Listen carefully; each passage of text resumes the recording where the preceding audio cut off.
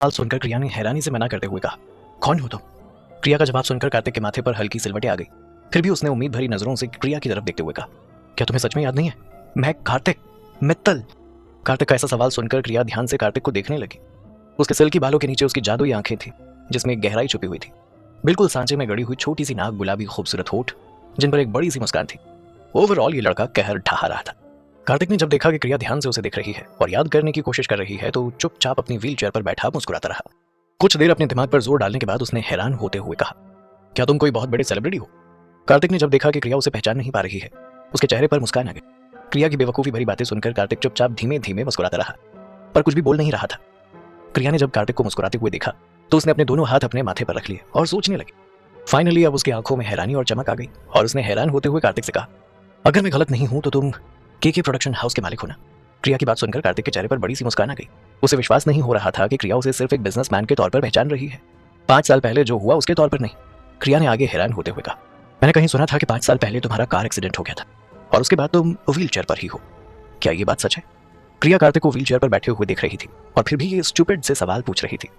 क्रिया की बात सुनकर कार्तिक के चेहरे पर मुस्कान आ गई, पर कार्तिक जानता था कि इस मुस्कान के पीछे कितना दर्द छुपा हुआ है। 5 साल पहले जो एक्सीडेंट हुआ था उसमें कार्तिक की रीढ़ की हड्डी टूट गई थी। अच्छी खासी जिंदगी जी रहे कार्तिक से एक पल में सब कुछ छिन गया था। 25 साल की उम्र में इस तरह पैरालाइज्ड हो जाना और व्हील चेयर पर आ जाना कार्तिक के लिए बहुत ज्यादा दर्द भरी बात थी। अभी तो कार्तिक की जिंदगी शुरू हुई थी, अभी तो उसने पूरी दुनिया देखनी थी, अभी ही तो उसके दुश्मन खत्म हुए थे और उसने नॉर्मल जिंदगी जीनी शुरू की थी। पर किसे पता था अचानक से कार्तिक के साथ ही ये सब कुछ हो जाएगा। कार्तिक के अलावा कोई इस बात का अंदाजा नहीं लगा सकता था कि वो एक नहीं बल्कि दो दर्द से गुजर रहा था। पहला अपनी कियारा उर्फ क्रिया के खुद से दूर जाने के दर्द से, और दूसरा रीढ़ की हड्डी टूटने की वजह से। क्रिया सोच भी नहीं सकती थी, पर कार्तिक अपने दर्द का मरहम उसे ही बनाकर जी रहा था। जब भी उसे ज्यादा दर्द होता वो हमेशा अपनी कियारा और उसके प्यार को याद कर लेता और उसकी उम्मीद और ज्यादा मजबूत हो जाती कि वो एक ना एक दिन अपनी कियारा से जरूर मिलेगा। कार्तिक अपनी सोच में खोया हुआ था और क्रिया अपनी सोच में खोई हुई थी। क्रिया को विश्वास नहीं हो रहा था कि वो अचानक से इतने बड़े प्रोडक्शन हाउस के मालिक से और पूरे देश के टॉप बिजनेसमैन से इस तरह मिल रही है। क्रिया को तो यही लग रहा था कि शायद वो कोई सपना देख रही है, इसीलिए उसने कंफर्म करते हुए कहा, तुम सच में के प्रोडक्शन हाउस के मालिक कार्तिक मित्तल ही हो ना? क्रिया का सवाल सुनकर कार्तिक ने मुस्कुराते हुए कहा, क्या मैं तुम्हें वैसा दिखाई नहीं दे रहा हूँ? कार्तिक का सवाल सुनकर क्रिया ने तुरंत जवाब दिया, लग तो वैसे ही रहे हो। हमेशा सीरियस लुक में रहने वाले कार्तिक के चेहरे पर आज एक मीठी और हल्की मुस्कान थी। क्रिया को सोनाक्षी की कही हुई बात याद आ गई। उसने मन ही मन खुद से कहा, अगर ये के प्रोडक्शन का मालिक है तो इसका मतलब ऋषभ और महेश गिल का भी मालिक हुआ। ये सब कुछ सोचकर क्रिया जल्दी से अपने सेंस में आई और उसने कार्तिक की तरफ देखते हुए कहा, मैं यहाँ क्या कर रही हूँ? क्रिया का ये सवाल सुनकर कार्तिक ने उसे कल जो भी हुआ वो सब समझाते हुए कहा, कल अचानक से तुमने मेरी गाड़ी में आकर मेरे ड्राइवर के गले पर बियर की टूटी हुई बोतल लगा दी और उसे आगे गाड़ी ले जाने के लिए कहा। मेरे लोगों को लगा कि तुम मेरी कार को हाईजैक कर रही हो, इसीलिए उन लोगों ने तुम्हें बेहोश कर दिया और तुम्हें यहाँ ले आए। कार्तिक की बात सुनकर क्रिया एकदम हैरान रह गई और मन ही मन सोचने लगी। उसने कल रात कार्तिक के साथ जो कुछ भी किया उसके बाद कार्तिक ने उसे सड़क पर नहीं फेंका और उसे अपने साथ घर ले आया। हालांकि क्रिया को लग रहा था कि इस तरह किसी के घर पर रुकना ठीक नहीं होगा। कुहू और सोनाक्षी उसका इंतजार कर रहे होंगे, परेशान होंगे, और ये सोचकर उसने कार्तिक से कहा, मेरे कपड़े कहाँ हैं? और ये शर्ट किसकी है? क्रिया का सवाल सुनकर कार्तिक ने तुरंत उसे बताते हुए कहा, ये शर्ट मेरी है, तुम्हारे कपड़ों पर खून के दाग लग गए और गंदे हो गए थे। क्रिया को इस बात से फर्क नहीं पड़ रहा था कि शर्ट किसकी है, पर जब उसने सुना कि कार्तिक ने उसके कपड़े बदलने में मदद की है तो ये सोचकर ही उसके होश उड़ गए और उसने हैरान होते हुए पर गुस्सा करते हुए कार्तिक से पूछा, व्हाट यू मीन तुमने? क्रिया जितनी ज्यादा हैरान थी उतना ही ज्यादा गुस्सा भी कर रही थी। ऐसे कैसे कोई एक लड़का बिना उसकी मर्जी के उसे छू सकता था, उसके कपड़े बदल सकता था? क्रिया को गुस्सा करते हुए देखकर कार्तिक ने जल्दी से उसे एक्सप्लेन करते हुए कहा, मैगी को बोलकर मैंने तुम्हारे कपड़े बदल पाए, तुम घबराओ मत। वहीं दूसरी तरफ कार्तिक की बातें सुनकर क्रिया ने तुरंत उसकी बातों पर विश्वास कर लिया और सुकून की गहरी लंबी सांस लेते हुए बोली, ओह अच्छा, थैंक यू, आपने मेरी मदद की। क्रिया की बातें सुनकर कार्तिक को भी हंसी आ रही थी, पर फिर भी उसने अपनी हंसी को छुपाने के लिए तुरंत अपने मुंह पर हाथ रख लिया और दबी हंसी हंसने लगा। क्रिया का जब ध्यान उसकी तरफ गया कि कार्तिक लगातार उसे ही देख रहा है तो वो थोड़ा सा अनकंफर्टेबल हो गई और तुरंत कार्तिक से बोली, एनीवे थैंक यू, और कल रात को मैंने जो किया उसके लिए आई एम वेरी सॉरी। क्रिया की बात सुनकर कार्तिक ने मुस्कुराते हुए कहा, इट्स ओके, मुझे वैसे भी जिंदगी में परेशानियां कुछ ज्यादा ही अच्छी लगती हैं। क्रिया को कार्तिक की बात काफी अजीब लगी, भला जिंदगी में परेशानी किसे अच्छी लग सकती है, इसीलिए उसने थोड़ा हैरान होते हुए कहा, क्या मतलब है आपका इस बात से? कार्तिक का जब ध्यान गया कि क्रिया ने उसकी बात सुन ली है, उसने तुरंत बात बनाते हुए कहा, it's okay, my pleasure. Kartik मुस्कुराकर ये बात कह रहा था, जिसकी वजह से उसके चेहरे पर हल्के डिंपल्स आ गए थे जो उसकी खूबसूरती को और भी ज्यादा बढ़ा रहे थे। क्रिया रोजाना कुहू के गालों पर इसी तरह डिंपल्स देखती थी, शायद इसीलिए उसे कार्तिक से कनेक्शन फील हो रहा हो। कार्तिक ने जब देखा कि क्रिया किसी गहरी सोच में खोई हुई है तो उसने अपनी व्हील चेयर को फिर से दरवाजे की तरफ घुमा दिया और बाहर जाते हुए बोला, मैंने तुम्हारे कपड़े अरेंज करवा दिए, बाथरूम में रखे, रेडी होकर जल्दी से नीचे आ जाओ, ब्रेकफास्ट रेडी है। कार्तिक ने उसके लिए नए कपड़े अरेंज करवा दिए। ये सोचकर क्रिया थोड़ी सी सरप्राइज हो गई थी। उसे भी लग रहा था कि कार्तिक वाकई जेंटलमैन है और सबकी बहुत परवाह करता है। कार्तिक अपनी बात कहकर बाहर चला गया और तभी क्रिया बेड से खड़ी होकर कमरे को देखने लगी। इस पूरे कमरे की डेकोरेशन बहुत ही सिंपल और स्वीट थी, बिल्कुल वैसे ही जैसे कार्तिक का नेचर था, सिंपल और स्वीट। इतनी बड़ी एंटरटेनमेंट कंपनी का मालिक था जिसे मिलने के लिए थी। कार्तिक सच में बहुत डाउन टू अर्थ और ईमानदार लड़का है। क्रिया को समझ नहीं आ रहा था कि क्यों सिर्फ एक बार मिलते ही वो कार्तिक के बारे में इतना अच्छा सोच रही थी। क्रिया को इस वक्त थोड़ा बुरा लग रहा था। उसने कुछ वक्त के लिए कार्तिक को देवांश गिल और ऋषभ के जैसा समझ लिया था। क्रिया जल्दी से बाथरूम में गई और तैयार होकर बाहर आ गई। उसे कुहू की चिंता हो रही थी, इसीलिए उसने कार्तिक को देखते हुए कहा, थैंक यू, अब मैं चलती हूँ। जाने वाली बात सुनकर एकदम से कार्तिक का दिल बैठ गया। वो एक बार फिर से क्रिया को खुद से दूर जाते हुए देख नहीं सकता था। उसे समझ नहीं आ रहा था कि वो क्या कहकर क्रिया को रोके। जाने वाली बात सुनकर कार्तिक का दिल एकदम से बैठ गया। उसने तुरंत रोकते हुए क्रिया को कहा, तुम अभी क्यों जा रही हो? क्रिया ने एक नजर पूरे घर में दौड़ा। उसे दूर दूर तक कोई नजर नहीं आ रहा था। ये देखकर उसने कार्तिक से कहा, क्या तुम यहाँ अकेले रहते हो? आई मीन तुम्हारी फैमिली और बाकी लोग? क्रिया की बात सुनकर कार्तिक ने उससे कहा, मैं इस घर में अकेला ही रहता हूँ, मेरे साथ मेरी बॉडीगार्ड मैगी भी रहती है। परिवार की बात ना करने पर क्रिया समझ गई थी कि कार्तिक परिवार के बारे में कुछ कहना नहीं चाहता, इसीलिए उसने आगे नहीं पूछा।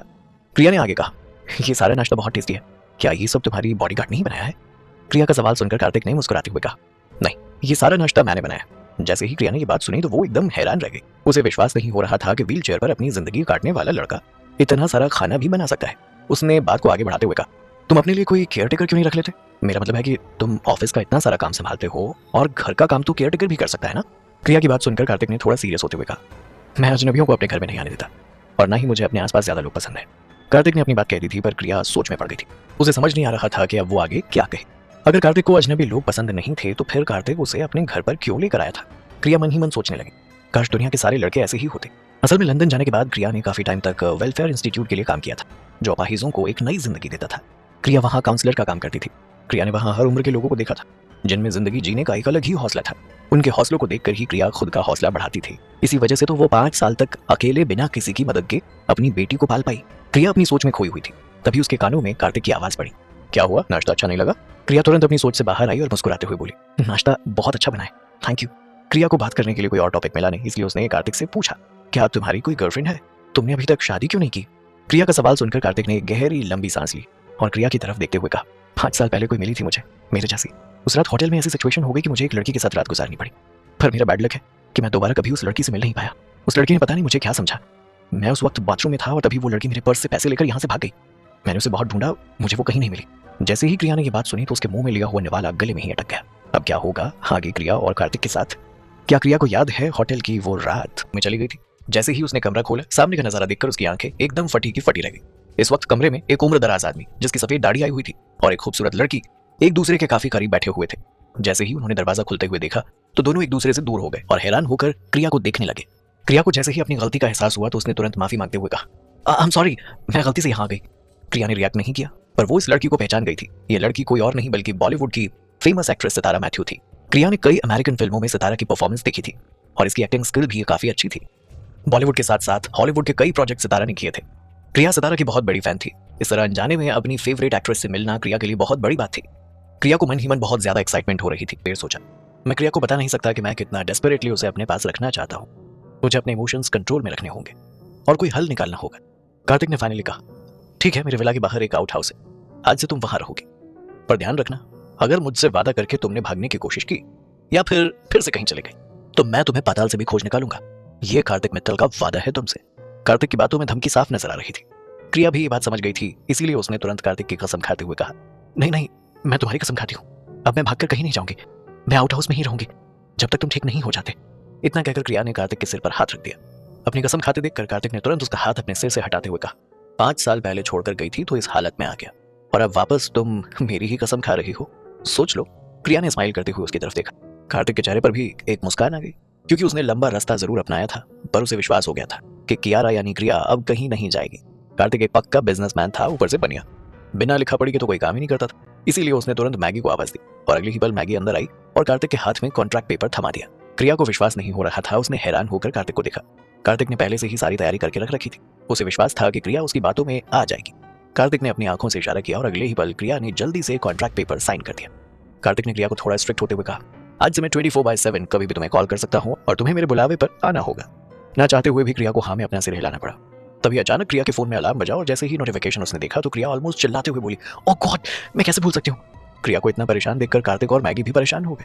तभी कार्तिक ने क्रिया से पूछा, क्या हुआ, इतनी परेशान क्यों लग रही हो?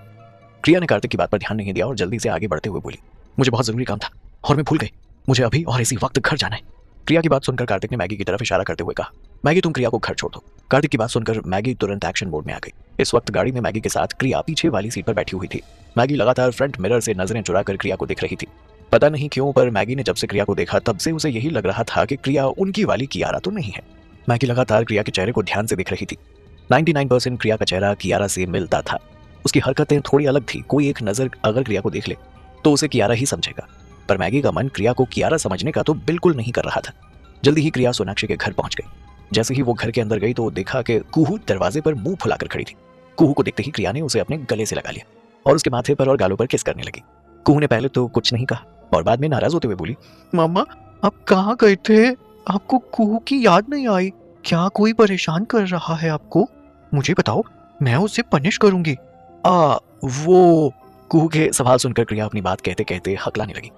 उसके पास कहने के लिए कुछ नहीं था। वो कैसे कुहू को बता सकती थी कि कल पूरी रात वो कुहू के पापा के घर थी। क्रिया ने बात को बदलते हुए कहा, एक्चुअली कल रात में किसी डायरेक्टर के साथ अपने फिल्म की स्क्रिप्ट को डिस्कस कर रही थी।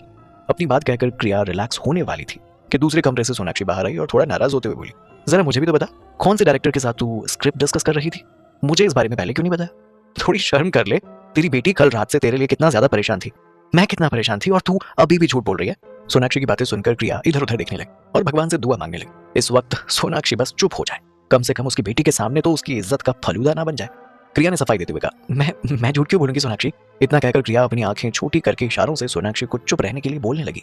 कहीं ना कहीं सोनाक्षी क्रिया का इशारा समझ गई थी, इसीलिए उसने कुहू को गोद में उठाया और बहुत प्यार से बोली, बेटा आपकी मम्मा स्क्रिप्ट डिस्कस करने नहीं गई थी, वो तो एक बैड अंकल के साथ लड़ाई करने गई थी। फाइटिंग की बात सुनकर कुहू ने बहुत इंटरेस्ट लेते हुए कहा, तो क्या मम्मी बैड अंकल को फाइटिंग में हराकर आ गई? कुहू का ये सवाल सुनकर सोनाक्षी ने बहुत तारीफ करते हुए कहा, हाँ बिल्कुल, तुम्हारी मम्मी इतनी स्ट्रांग है कि उन्होंने अंकल को इतना मारा कि वो सीधे हॉस्पिटल चले गए। ये सुनकर कुहू बहुत ज्यादा खुश हो गई और जल्दी से सोनाक्षी की गोद से उतरकर क्रिया के पैरों को अपने छोटे छोटे हाथों से पकड़ लिया और बहुत सारी तारीफ करते हुए बोली, मम्मा आप तो सुपर वुमेन हो। जल्दी ही सारे लोग अपने अपने कामों में लग गए। सोनाक्षी ने एक बार भी नहीं पूछा कि पूरी रात क्रिया कहाँ थी। ये देखकर क्रिया ने सोनाक्षी से कहा, सोनाक्षी क्या तू पूरी रात मेरे लिए परेशान नहीं थी कि मैं घर पर क्यों नहीं आई? क्रिया का सवाल सुनकर सोनाक्षी ने साफ मना करते हुए कहा, तू आजकल जो कांड कर रही है ना, उसके बाद मुझे नहीं मुंबई के लोगों को परेशान होने की जरूरत है। क्रिया को समझ नहीं आया कि सोनाक्षी क्या कह रही है, वो तारीफ कर रही थी या ताने मार रही थी। क्रिया ने थोड़ा कंफ्यूज होते हुए कहा, तू कहना क्या चाहती है, साफ साफ बोल। क्रिया का सवाल सुनकर सोनाक्षी ने पास में रखा हुआ न्यूज़पेपर उठाकर क्रिया के हाथों में दे दिया और मुस्कुराते हुए बोली, तुम खुद ही देख लो। जैसे ही क्रिया ने न्यूज़पेपर की हेडलाइन देखी तो उसकी आंखें हैरानी से बाहर आ गई। 2 मिनट की साइलेंस के बाद अचानक से सोनाक्षी और क्रिया जोर जोर से हंसने लगी।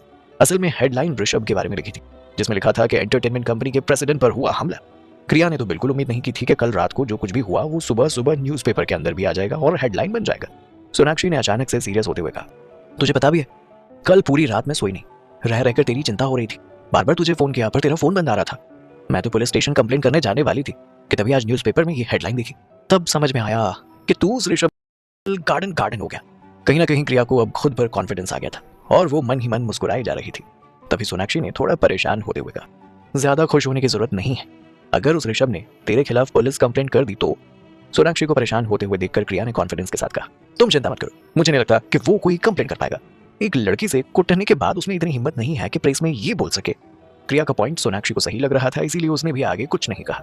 क्रिया ने सोनाक्षी से कहा, मुझे आज सेट पर काम के लिए जाना है, मैं लेट नहीं हो सकती। सोनाक्षी ने क्रिया से कहा, चल मैं तुझे सेट पर छोड़ देती हूँ, तू रेडी होकर आ।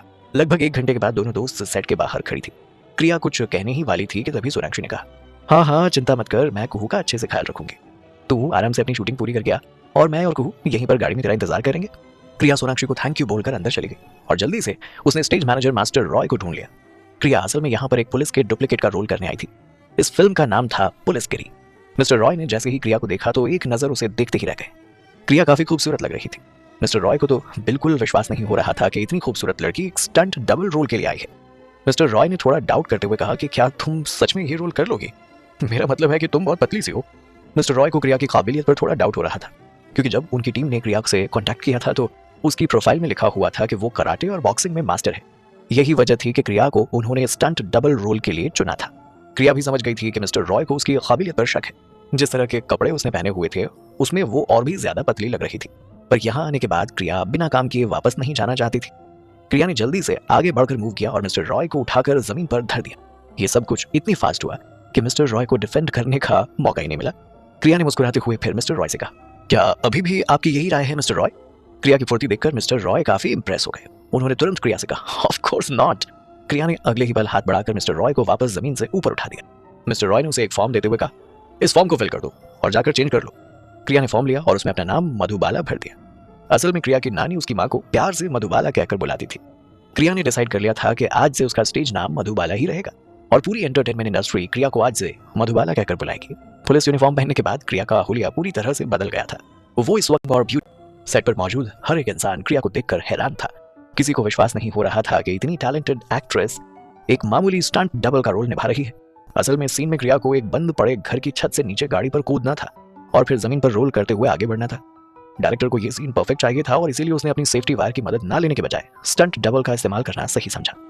जैसे ही कैमरा ऑन हुआ, क्रिया ने एक ही टेक में डायरेक्टर को शुरू से लेकर लास्ट तक पूरा सीन शूट करवा दिया था। डायरेक्टर के साथ पूरे क्रू मेंबर क्रिया की एक्टिंग स्किल के फैन हो गए थे। अपना पेमेंट कलेक्ट करके क्रिया जैसे ही सेट से बाहर आई तो उसने देखा कि कुहू लगातार रोए जा रही थी। कुहू को रोते हुए देखकर क्रिया का दिल बैठ गया। वो भागते हुए कुहू के पास आई और घुटनों के बल बैठकर कुहू को अपने सीने से लगा लिया। क्रिया ने कुहू को ऊपर से नीचे तक देखा और हाथ लगाकर चेक करने लगी कि कहीं उसे कुछ हुआ तो नहीं है। क्रिया एकदम से परेशान हो गई और कुहू को चुप करवाते हुए बोली, कुहू बोलो ना, क्या हुआ है? बेटा मेरा दिल बैठा जा रहा है, किसी ने कुछ कहा क्या? क्रिया को परेशान होते हुए देखकर कुहू ने रोना बंद किया, पर अभी भी वो सुबक रही थी। उसने सुबकते हुए कहा, मम्मा इतनी बड़ी बिल्डिंग से नीचे कूदी, अगर आपको कुछ हो जाता तो? आपको मेरी बिल्कुल परवाह नहीं है ना? आप अपने लिए कोई डुप्लीकेट क्यों नहीं रख लेती? कुहू ने क्रिया को शूटिंग करते हुए देख लिया था और उसके बाद से ही उसका रोना शुरू हो गया था। और वहीं दूसरी तरफ क्रिया को जब पता चला कि कुहू के रोने के पीछे की वजह ये है तो उसने एक सुकून की सांस ली और कुहू के आंसू पहुंचते हुए बोली, कुहू आप रोना बंद करो, आप जानते हो ना कि आपकी मम्मा सुपर हीरो हैं, मम्मा को कभी कुछ नहीं हो सकता। क्रिया ये कह तो रही थी पर उसके हाथ से खून बह रहा था, जिसे सोनाक्षी ने देख लिया और उसने ऑइंटमेंट लाकर क्रिया के हाथों में लगा दिया। दोपहर हो चुकी थी और क्रिया और सोनाक्षी लंच के लिए एक शांत से होटल में चले गए। वॉशरूम जाकर जैसे ही क्रिया बाहर आई तो गलती से एक प्राइवेट रूम में चले गई और जैसे ही उसने कमरे के अंदर नजर आ गई। आखिर ऐसा क्या देख लिया था क्रिया ने कमरे के अंदर? कि रहीम खान था। उसने ड्राइवर को डांटते हुए कहा, तुम्हारा दिमाग खराब है क्या? दिमाग और आंखें खाली गलत प्राइवेट रूम में चली गई थी। जैसे ही उसने कमरा खोला, सामने का नजारा देखकर उसकी आंखें एकदम फटी की फटी रह गई। इस वक्त कमरे में एक उम्रदराज आदमी जिसकी सफेद दाढ़ी आई हुई थी और एक खूबसूरत लड़की एक दूसरे के काफी करीब बैठे हुए थे। जैसे ही उन्होंने दरवाजा खुलते हुए देखा तो दोनों एक दूसरे से दूर हो गए और हैरान होकर क्रिया को देखने लगे। क्रिया को जैसे ही अपनी गलती का एहसास हुआ तो उसने तुरंत माफी मांगते हुए कहा, आई एम सॉरी, मैं गलती से यहाँ आ गई। क्रिया ने रिएक्ट नहीं किया पर वो इस लड़की को पहचान गई थी। ये लड़की कोई और नहीं बल्कि बॉलीवुड की फेमस एक्ट्रेस सितारा मैथ्यू थी। क्रिया ने कई अमेरिकन फिल्मों में सितारा की परफॉर्मेंस देखी थी और इसकी एक्टिंग स्किल भी काफी अच्छी थी। बॉलीवुड के साथ साथ हॉलीवुड के कई प्रोजेक्ट सितारा ने किए थे। क्रिया सितारा की बहुत बड़ी फैन थी। इस तरह अनजाने में अपनी फेवरेट एक्ट्रेस से मिलना क्रिया के लिए बहुत बड़ी बात थी। क्रिया को मन ही मन बहुत ज्यादा एक्साइटमेंट हो रही थी। वो खुद को रोक नहीं पाई और सितारा से बोली, आप हॉलीवुड एक्ट्रेस सितारा है ना? प्लीज क्या मुझे आपका ऑटोग्राफ मिल सकता है? सितारा ने एक बार के लिए क्रिया को ऊपर से नीचे तक देखा, उसके बाद अपने बगल में बैठे आदमी को देखने लगी और फिर वो क्रिया के पास आई और उसे ऑटोग्राफ दे दिया। क्रिया इस वक्त काफी ज्यादा एक्साइटेड थी। उसे रहा नहीं गया और उसने सितारा को कहा, मैम आप विश्वास नहीं करेंगी पर स्क्रीन से ज्यादा खूबसूरत तो आप असल में दिखती हैं। प्लीज क्या आप मेरे साथ एक सेल्फी ले सकती हैं? सितारा मना नहीं कर सकती थी, इसीलिए उसने क्रिया के साथ सेल्फी क्लिक कर ली। क्रिया वहां से जाने के लिए मुड़ी ही थी कि तभी उसकी नजर कमरे में बैठे उस उम्रदराज इंसान पर गई। पता नहीं क्यों पर वो इंसान क्रिया को जाना पहचाना सा लग रहा था। क्रिया ने ध्यान से उस आदमी को देखा। वो आदमी इस वक्त थोड़ा चिड़चिड़ा सा लग रहा था। शायद उसे क्रिया का कमरे के अंदर आना पसंद नहीं आया। भला कोई अपने प्राइवेट टाइम में किसी को डिस्टर्ब कैसे करने दे सकता था। जल्दी से लंच करने के बाद क्रिया ने कुहू को सोनाक्षी के साथ घर भेज दिया और खुद एक सेट पर चली गई जहां उसे साइड रोल करने का ऑडिशन देना था। क्रिया इस वक्त काफी ज्यादा एक्साइटेड थी क्योंकि जिस फिल्म में वो साइड रोल का ऑडिशन देने जा रही थी वो फिल्म कोई और नहीं बल्कि रहीम खान डायरेक्ट कर रहे थे। रहीम खान इस पूरी एंटरटेनमेंट इंडस्ट्री के सबसे अच्छे डायरेक्टर माने जाते थे। उनके डायरेक्शन में बनने वाली ज्यादातर सारी फिल्में सुपरहिट होती थी। ऐसा माना जाता था कि अगर कोई छोटे से छोटा एक्टर भी रहीम खान की फिल्म में एक्टिंग कर ले तो उसका करियर सेट हो जाता था। क्रिया जो ऑडिशन देने आई थी वो स्लीपिंग ब्यूटी के ड्रामा पर बेस्ड था और क्रिया को इसमें एक दासी का रोल प्ले करना था। स्लीपिंग ब्यूटी अमेरिका का एक फेमस ड्रामा था जिसे इंडियन फिल्म इंडस्ट्री में प्रोड्यूस और डायरेक्ट किया जा रहा था। फिल्म इंडस्ट्री में इस बात की अफवाह थी कि सितारा रहीम खान की फेवरेट लीड एक्ट्रेस है। प्रिया के दिमाग में बार बार यही ख्याल आ रहा था कि क्या सितारा इस फिल्म का हिस्सा बनेगी। अगर ऐसा हुआ तो प्रिया सबसे ज्यादा लकी होगी, उसे एक सितारा के साथ काम करने का मौका मिलेगा। वहीं दूसरी तरफ आज कार्तिक के चेहरे पर खुशी देखने लायक थी। पिछले 5 सालों में आज कार्तिक पहली बार इतना मुस्कुरा रहा था और इतना खुश दिखाई दे रहा था। कार्तिक को इतना ज्यादा खुश देखकर मैगी के चेहरे पर भी मुस्कान आ गई। उसे इस बात से फर्क नहीं पड़ रहा था कि क्रिया उनकी कियारा है या नहीं। अगर कार्तिक खुश है तो मैगी को और कुछ भी चाहिए भी नहीं था। क्रिया टाइम पर ओरिएंटल मेंशन पहुंच गई थी जहां पर ऑडिशन लिए जा रहे थे। क्रिया ने उम्मीद भी नहीं की थी कि इतने ज्यादा लोग आज यहाँ ऑडिशन देने आएंगे। आखिर कोई भी रहीम खान के साथ फिल्म करने का मौका कैसे छोड़ सकता था। ऑडियंस के क्रू से बात करने के बाद क्रिया को 222 नंबर मिला था ऑडिशन के लिए। क्रिया को इस ऑडिशन की सबसे अच्छी बात यह लगी थी कि यह ऑडिशन बिल्कुल ओपन और फेयर था और यहाँ पर टैलेंट के हिसाब से ही सिलेक्शन किया जाता था। क्रिया अपने लिए बैठने की जगह ढूंढ रही थी कि तभी उसकी नजर सामने से आती हुई एक लड़की पर गई, जिसके चारों तरफ बॉडीगार्ड्स और पीछे पीछे एक मैनेजर और पर्सनल असिस्टेंट चल रहा था। उस लड़की की चाल तो बहुत ग्रेसफुल और एलिगेंट लग रही थी। साफ पता चल रहा था कि ये लड़की कोई बहुत बड़ी एक्ट्रेस है। जैसे ही आसपास बैठे लोगों ने सामने से आती हुई लड़की को देखा तो बहुत ज्यादा एक्साइटेड होते हुए कहा कि ये तो साक्षी है, साक्षी गिल। साक्षी गिल भी यहाँ ऑडिशन देने आई है। जरूर साक्षी लीड रोल के लिए आई होगी, भूल जाओ हमारा यहाँ कोई चांस है। आसपास के लोग साक्षी को पहचान चुके थे और अब उसका ऑटोग्राफ लेने के लिए उसके पास जा रहे थे। क्रिया ने जैसे ही साक्षी को देखा तो उसके चेहरे पर उदासी छा गई और धीरे धीरे अतीत की बातें उसके दिमाग में एक के बाद एक फ्लैश होने लगी। 5 साल के बाद साक्षी काफी बदल गई थी। क्रिया का साक्षी से बात करने का कोई मन नहीं था, इसलिए वो पास में पड़ी एक खाली कुर्सी पर जाकर बैठने लगी। हालांकि साक्षी ने भीड़ में क्रिया को नोटिस कर लिया था और उसने अपनी बेस्ट सिस्टर वाली एक्टिंग नहीं छोड़ी और बहुत प्यार से बोली, क्रिया ये तुम ही हो ना? 5 साल में तुम कितना बदल गई हो यार। साक्षी की बात सुनकर क्रिया ने कोई जवाब नहीं दिया और अपनी जगह से खड़ी हो गई। पर साक्षी कहाँ रुकने वाली थी। उसने मीठी चाशनी से भरी हुई बातें लपेटते हुए कहा, तुम मुंबई कब आई और तुम घर क्यों नहीं आई? तुम्हें पता है ना घर पर सब तुम्हें कितना याद करते हैं। उस रात तो तुम अचानक से ऐसे भागी कि हम लोग कहीं तुम्हें ढूंढ ही ना पाए। और पता है तुम्हारी वजह से हमें मिस्टर बंसल की कितनी बातें सुननी पड़ी यार। क्रिया ने जैसे ही मिस्टर बंसल का नाम सुना उसके चेहरे पर गुस्सा साफ दिखाई देने लगा। उसे विश्वास नहीं हो रहा था कि ये लड़की अभी भी उसे मिस्टर बंसल की धमकी देने की कोशिश कर रही थी। क्रिया ने कोई जवाब नहीं दिया। तभी उसके हाथ में पड़ी हुई स्क्रिप्ट साक्षी को दिखाई थी और उसने अपने बालों को पीछे करते हुए बहुत स्टाइल के साथ कहा, क्या बात है, तुम भी यहाँ ऑडिशन देने आए हो? साक्षी की बातों में ताने साफ नजर आ रहे थे, फिर भी क्रिया ने शांत रहते हुए हाँ में सिर हिलाया। आसपास खड़े लोगों को यही लग रहा था कि साक्षी क्रिया को अपना ऑटोग्राफ दे रही है। उन्हें तो कोई भी आइडिया नहीं था कि साक्षी और क्रिया बहनें हैं। क्रिया को इतना ज्यादा कॉन्फिडेंट देखकर साक्षी ने अपने चेहरे पर एक सरकास्टिक स्माइल लाते हुए कहा, ओके ऑल द बेस्ट, अगर ऑडिशन क्लियर हो गया तो सेट पर मिलेंगे। इतना कहकर साक्षी अपने बॉडीगार्ड के साथ वहां से चली गई और क्रिया बिना उसकी बातों पर ध्यान दिए फिर से अपनी स्क्रिप्ट रिहर्सल करने लगी। ऑडिशन देने के लिए अंदर जाने से पहले साक्षी ने एक नजर क्रिया को देखा और फिर मैनेजर से बोली, क्रू मेंबर्स को समझा दो, क्रिया का सिलेक्शन नहीं होना चाहिए। लगभग 10 मिनट बीत गए थे। जैसे ही साक्षी बाहर आई तो उसका चेहरा देखकर साफ समझ में आ रहा था कि उसे इस फिल्म में लीड एक्ट्रेस का रोल नहीं मिला। इस वक्त साक्षी अंदर ही अंदर आग बबूला हो रही थी। उसे गुस्सा आ रहा था क्योंकि लीड एक्ट्रेस का रोल सितारा को मिल गया था। साक्षी कहने को तो इंडस्ट्री की टॉप एक्ट्रेस थी, पर सितारा के सामने उसकी कोई हैसियत नहीं थी। कई बार उसके हाथों में कई प्रोजेक्ट सिर्फ सितारा की वजह से छूट गए थे। साक्षी अपने पापा और बॉयफ्रेंड की कंपनी रेड बॉक्स एंटरटेनमेंट के कॉन्ट्रैक्ट में थी, जबकि सितारा के प्रोडक्शन हाउस के साथ थी। इसी वजह से उसका करियर लगातार बुलंदियां छू रहा था। तो वहीं दूसरी तरफ रेड बॉक्स एंटरटेनमेंट में काम करने वाली फेमस एक्ट्रेस साक्षी के प्रोडक्शन हाउस की सुपर एक्ट्रेस सितारा के आसपास भी नहीं थी। साक्षी ने डिसाइड कर लिया था कि वो हर हाल में के प्रोडक्शन हाउस का हिस्सा बनकर रहेगी, चाहे उसके लिए उसे किसी भी हद तक क्यों ना जाना पड़े। ऑडिशन खत्म हो चुके थे पर क्रिया का नंबर अभी नहीं आया था। क्रिया को कुछ समझ नहीं आ रहा था। वो एकदम से उदास हो गई। उसके साथ जानबूझकर नाइंसाफी जो की गई थी। अचानक ही क्रिया के दिमाग में साक्षी का ख्याल आया। उसने खुद से ही बड़बड़ाते हुए कहा, कहीं इन सब के पीछे साक्षी का हाथ तो नहीं? जानबूझकर उसने प्रोडक्शन टीम से कहकर मेरा नाम निकलवा दिया होगा। क्रिया को इस वक्त बहुत ज्यादा गुस्सा आ रहा था। हालांकि 5 साल बाद भी उसकी ये सौतेली बहन अपनी हरकतों से बाज नहीं आ रही थी, पर क्रिया इतनी जल्दी हार नहीं मान सकती थी। उसने देखा कि बाहर एक प्रोडक्शन टीम का मेंबर जा रहा है। उसने उसके पीछे भागते हुए उस पर प्रेशर डालकर कहा, कम ऑन मैन, मेरा ऑडिशन ऐसे कैंसिल नहीं हो सकता, बस एक चांस, मुझे सिर्फ एक बार तुम्हारे सीनियर से मिलना है। क्रिया की बात सुनकर उस आदमी ने साफ मना करते हुए कहा, देखो मेरे हाथ में कुछ नहीं है, अगले ऑडिशन तक वेट कर लो, मैं आ जाना। क्रिया अभी भी नहीं मान रही थी, लगातार रिक्वेस्ट किए जा रही थी। तभी प्रोडक्शन टीम के मेंबर ने उसे गाड़ी की तरफ इशारा करते हुए कहा, देखो वो गाड़ी डायरेक्टर और प्रोड्यूसर सर की और वो लोग अभी निकलने ही वाले, मैं तुम्हारी कोई मदद नहीं कर पाऊंगा। क्रिया ने एक नजर उस गाड़ी की तरफ देखा। वो ब्लैक मर्सिडीज गाड़ी अपना पार्किंग स्पॉट छोड़ चुकी थी और उसका इंजन स्टार्ट हो चुका था। वो गाड़ी धीरे धीरे आगे बढ़ रही थी। ये देखकर बिना 1 मिनट भी सोचे क्रिया भागते हुए उस गाड़ी का पीछा करने लगी, पर गाड़ी अभी तक कुछ दूरी पर जा चुकी थी। क्रिया ने पास में ही खड़ी एक पिज्जा डिलीवरी बॉय की बाइक उठाई और बिना उसके परमिशन के उसे दौड़ाना शुरू कर दिया। और जैसे ही पिज्जा वाले ने किसी लड़की को अपनी बाइक पर बैठकर जाते हुए देखा तो उसे लगा कि ये लड़की चोर है और वो चोर चोर कहकर उसके पीछे भागने लगा। गाड़ी की स्पीड नॉर्मल थी, पर क्रिया इस वक्त काफी हाई स्पीड से बाइक चला रही थी। सेकंड टर्न आते ही क्रिया ने ऑलमोस्ट अपनी बाइक को कार के बराबर में किया और एक तेज जंप मार के सीधा उस ब्लैक मर्सिडीज की छत पर जितना सीधा हो सकता था उतना सीधा लेट गई। अचानक से जैसे ही कार में बैठे लोगों को एहसास हुआ कि कुछ भारी भरकम चीज कार की छत पर गिरी है, तो ड्राइवर अचानक से घबरा गया और गाड़ी आउट ऑफ बैलेंस होने लगी। और जैसे ही ड्राइवर ने गाड़ी किसी तरह रोकी और डरते हुए बोला, डायरेक्टर सर, मुझे लगता है कि मैंने किसी का एक्सीडेंट कर दिया। अब डायरेक्टर और ड्राइवर को कुछ समझ में आता उससे पहले ही क्रिया गाड़ी के सामने लुढ़कती हुई जमीन के नीचे आ गिरी। उसके सिर से खून बह रहा था। क्या क्रिया को एक्सीडेंट में कुछ हो जाएगा? अगर क्रिया का एक्सीडेंट हुआ तो कुहू का क्या होगा? आगे की कहानी जानने के लिए सुनते। क्रिया की सारी प्रॉब्लम, दिमाग और आंखें घर छोड़कर आए हो, इस तरह गाड़ी कौन चलाता है? डायरेक्टर रहीम खान इस वक्त किसी एक्सीडेंट केस में नहीं फंसना चाहते थे।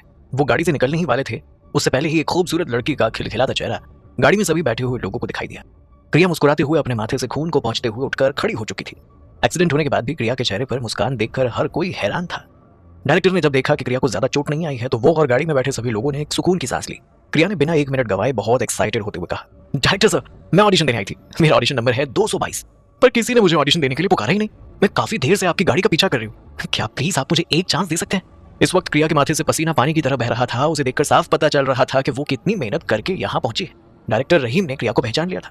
क्रिया वही लड़की थी जो दोपहर में गलती से उनके प्राइवेट रूम में आ गई थी और सितारा से ऑटोग्राफ मांगा था। क्रिया इस वक्त काफी खूबसूरत लग रही थी। धूप की हल्की रोशनी उसके चेहरे पर पड़ रही थी, जिसकी वजह से उसका चेहरा और भी चमक रहा था। डायरेक्टर रहीम खान ने क्रिया से पूछा, क्या तुम मास ऑडिशन में आई थी और किस रोल के लिए तुम ये ऑडिशन दे रही हो? क्रिया ने एक्साइटेड होते हुए कहा, जोया। मैंने ऑनलाइन जिस रोल के लिए अप्लाई किया था वो जोया का रोल था। डायरेक्टर ने जब देखा कि कितनी खूबसूरत लड़की महल की दासी के रोल के लिए इतनी ज्यादा मेहनत कर रही है तो उन्हें एहसास हुआ कि क्रिया तो इस रोल के लिए कुछ ज्यादा ही क्वालिफाइड है। कुछ सोचते हुए डायरेक्टर रहीम ने ऑन द स्पॉट डिसीजन लेते हुए कहा, गुड, जोया का रोल अब तुम्हारा है। तुम वेंसडे से प्रोडक्शन क्रू को रिपोर्ट करोगी। जैसे ही क्रिया ने बात सुनी तो वो एकदम से हैरान रहे। डायरेक्टर रहीम के असिस्टेंट ने डायरेक्टर रहीम का बिजनेस कार्ड क्रिया को दिया और रोल को कंफर्म किया। क्रिया बहुत ज्यादा खुश हो गई थी और एक्साइटेड होते हुए बार बार डायरेक्टर रहीम को उनका नाम लेकर थैंक यू बोलने लगी। अगले ही पल गाड़ी आगे बढ़ गई। क्रिया तब तक उस गाड़ी को देखती रही जब तक उसकी आंखों के सामने से वो गाड़ी ओझल नहीं हो गई। क्रिया इस वक्त बहुत ज्यादा खुश थी। तभी उसे अपने फोन के बजने की आवाज आई। जैसे ही उसने अपना फोन देखा तो हैरानी से उसकी आंखें बड़ी हो गई थी, क्योंकि इस वक्त उसके फोन में कार्तिक के 39 मिस्ड कॉल थे। ये देखकर क्रिया ने अपने सिर पर हाथ रखा और घबराते हुए बोली, कार्तिक के इतने सारे miss call? Oh my God, इस भागम भाग में मुझे तो पता ही नहीं चला कि कहीं कार्तिक फिर से मुझे 1 अरब रुपए देने की बात ना कहे और ये डील कैंसिल ना कर दे। क्रिया ने बिना वक्त गवाए वापस कार्तिक को कॉल बैक किया। दूसरी तरफ से गुस्से से भरी आवाज आई, कहाँ थी तुम अभी तक? तुमने आज सुबह ही मुझसे वादा किया था कि जब भी मैं बुलाऊंगा तुम मेरे घर पर आओगी, लेकिन शाम होने से पहले ही तुमने अपना वादा तोड़ दिया। लगता है तुम इस डील में इंटरेस्टेड नहीं हो। कार्तिक को इस तरह गुस्सा करते हुए देख क्रिया ने अपनी सफाई देते हुए कहा, नहीं नहीं, ऐसा बिल्कुल नहीं है। मैं किसी जरूरी काम में फंस गई थी और फोन साइलेंट पर था, इसीलिए ध्यान नहीं किया। मैं सच कह रही हूँ, इस डील में मैं बहुत इंटरेस्टेड हूँ, रब दी सौ। क्रिया के मुंह से पंजाबी सुनकर और उसे इतनी जल्दबाजी में जवाब देते हुए देखकर इस वक्त कार्तिक के चेहरे पर मुस्कान आ गई, पर उसने अपनी इस खुशी को अपनी बातों से जाहिर नहीं होने दिया। कार्तिक को चुप देखकर घबराते हुए क्रिया ने कार्तिक से कहा, अगर बहुत जरूरी काम है तो मैं तुम्हारे घर अभी आ जाती हूँ, मुझे बताओ क्या काम है? कुछ देर बात करके दोनों ने फोन रख दिया। फोन रखते ही क्रिया ने गुस्से से अपना फोन देखा और कार्तिक को हल्की गाली देते हुए बोली, पहले ही जिंदगी में मुसीबतें क्या कम है जो ये आदमी और आ गया परेशान करने के लिए। वहीं दूसरी तरफ कार्तिक का तो दिन बन गया था। कल पूरी रात और आज सुबह क्रिया कार्तिक के साथ ही थी। अब कुछ देर क्रिया से बात करके कार्तिक फिर से अपने ऑफिस के कामों में लग गया। झमेले से निपटकर क्रिया जैसे ही घर आई तो उसने देखा कि सोनाक्षी और कुहू कंप्यूटर के सामने बैठी हुई है और सोनाक्षी बहुत प्यार से कुहू से बोल रही थी, कुहू बेटा प्लीज आप अपनी सोना मौसी को लाइव स्ट्रीमिंग करना सिखाओ ना। तुम मेरे फ्लावर शॉप से कुछ भी बेच सकती हो और हाँ, हम दोनों मिलकर बहुत सारे पैसे कमाएंगे, फिर कुहू के लिए दुनिया के बेस्ट डैडी खरीदेंगे। बेस्ट डैडी वाली बात सुनकर कुहू बहुत ज्यादा खुश हो गई थी और उसने अपनी छोटे छोटे हाथों से सोनाक्षी को गले लगाते हुए कहा, हाँ सोना मासी, मैं आपको सब कुछ सिखाऊंगी। आज मैं और मम्मा लाइव स्ट्रीमिंग करेंगे और फिर आप और मैं मिलकर एक नई टीम बनाएंगे, द फ्लूट टीम। कुहू इस वक्त बहुत क्यूट तरीके से बोल रही थी, जिसकी वजह से उसकी आवाज थोड़ी सी तोतली जैसी निकल रही थी। सोनाक्षी को समझ नहीं आया तो उसने रिपीट करते हुए कहा, क्या कहा, कौन सी टीम बनाएंगे? कुहू ने फिर से अपने सिर पर हाथ रखते हुए कहा, अरे बाबा, फ्लूट टीम। सोनाक्षी को अभी भी कुछ समझ नहीं आया। फिर क्रिया पीछे से हंसते हुए आई और सोनाक्षी को गले लगाते हुए बोली, इसके कहने का मतलब है द फ्रूट टीम। अब जाकर कहीं सोनाक्षी को समझ में आया और कुहू की तोतली बोली सुनकर उसे भी हंसी आ रही थी। सोनाक्षी ने क्रिया से उसके ऑडिशन के बारे में पूछा तो क्रिया ने उसे कहा कि अगले वेंसडे से उसे सेट पर जाना है, रोल मिल गया है। ये बात सुनकर सोनाक्षी काफी ज्यादा खुश हो गई। तभी क्रिया कुछ देर सोचते हुए सोनाक्षी से बोली, सोना मुझे रहने के लिए नई जगह मिल गई है और मैं 2 दिन में ही शिफ्ट हो जाऊंगी। क्रिया ने कार्तिक की शर्ट और असिस्टेंट वाली बात अभी सोनाक्षी को नहीं बताई थी। क्रिया चाहती थी कि सही वक्त आने पर वो ये सारी बातें उसे बताए। वहीं दूसरी तरफ सोनाक्षी ने जब ये बात सुनी तो वो थोड़ा उदास होते हुए बोली, यार तुम लोग अभी तो आए हो और अभी तुम लोग जाने की बात कर रही हो, थोड़े दिन यहाँ और रुक जाओ ना, मुझे और कुणाल दोनों को कोई प्रॉब्लम नहीं है।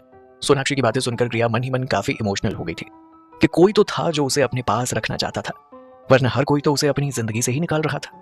पर क्रिया और ज्यादा यहाँ नहीं रुक सकती थी, इसीलिए उसने सोनाक्षी को समझाते हुए कहा, समझने की कोशिश कर सोना, मैं जानती हूँ कि तू मुझे परेशान नहीं देख सकती, पर मैंने एडवांस में रेंट भर दिया है, अगर मैं वहां नहीं गई तो सारे पैसे वेस्ट हो जाएंगे।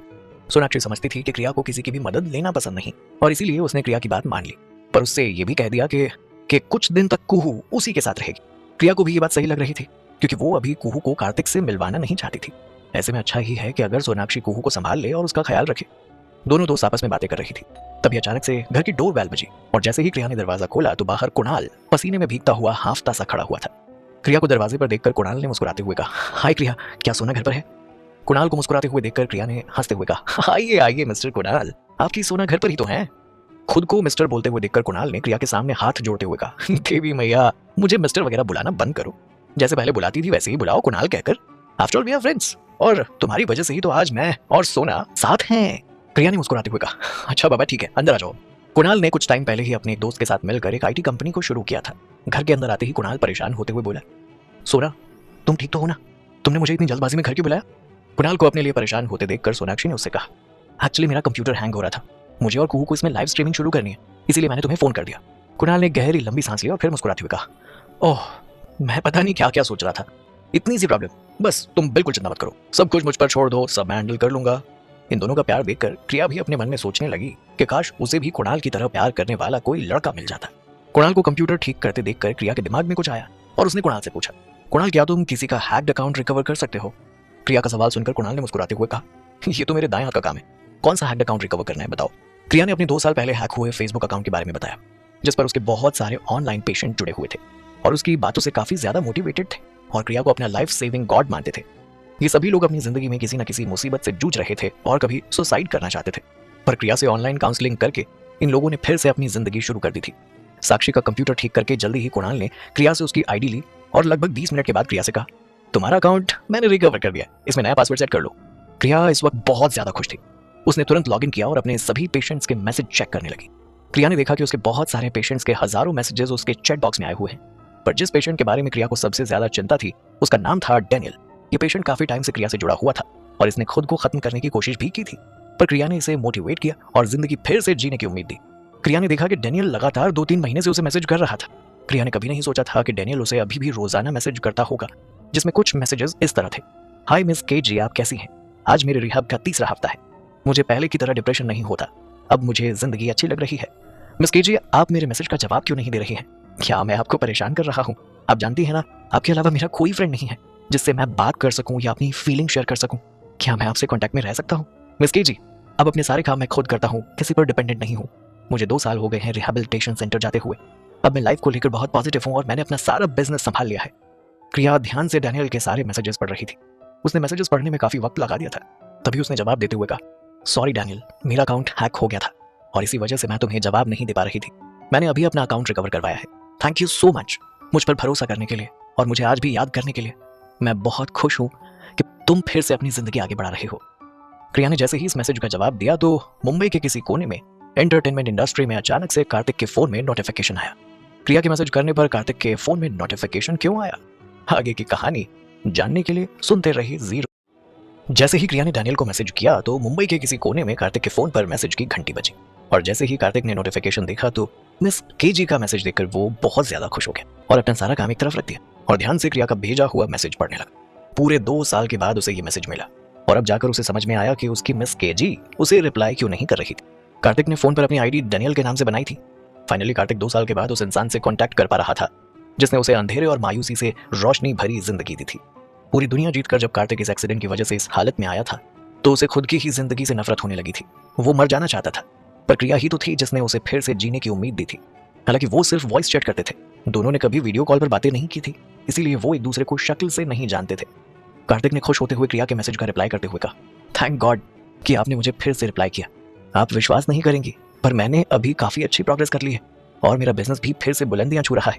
इतने सालों में मैं जिस लड़की को ढूंढ रहा था फाइनली वो मुझे मिल गई है और अब मेरी लाइफ में बहुत एक्साइटमेंट आ गई है। Thank you thank you thank you so much मुझे फिर से नई जिंदगी देने के लिए।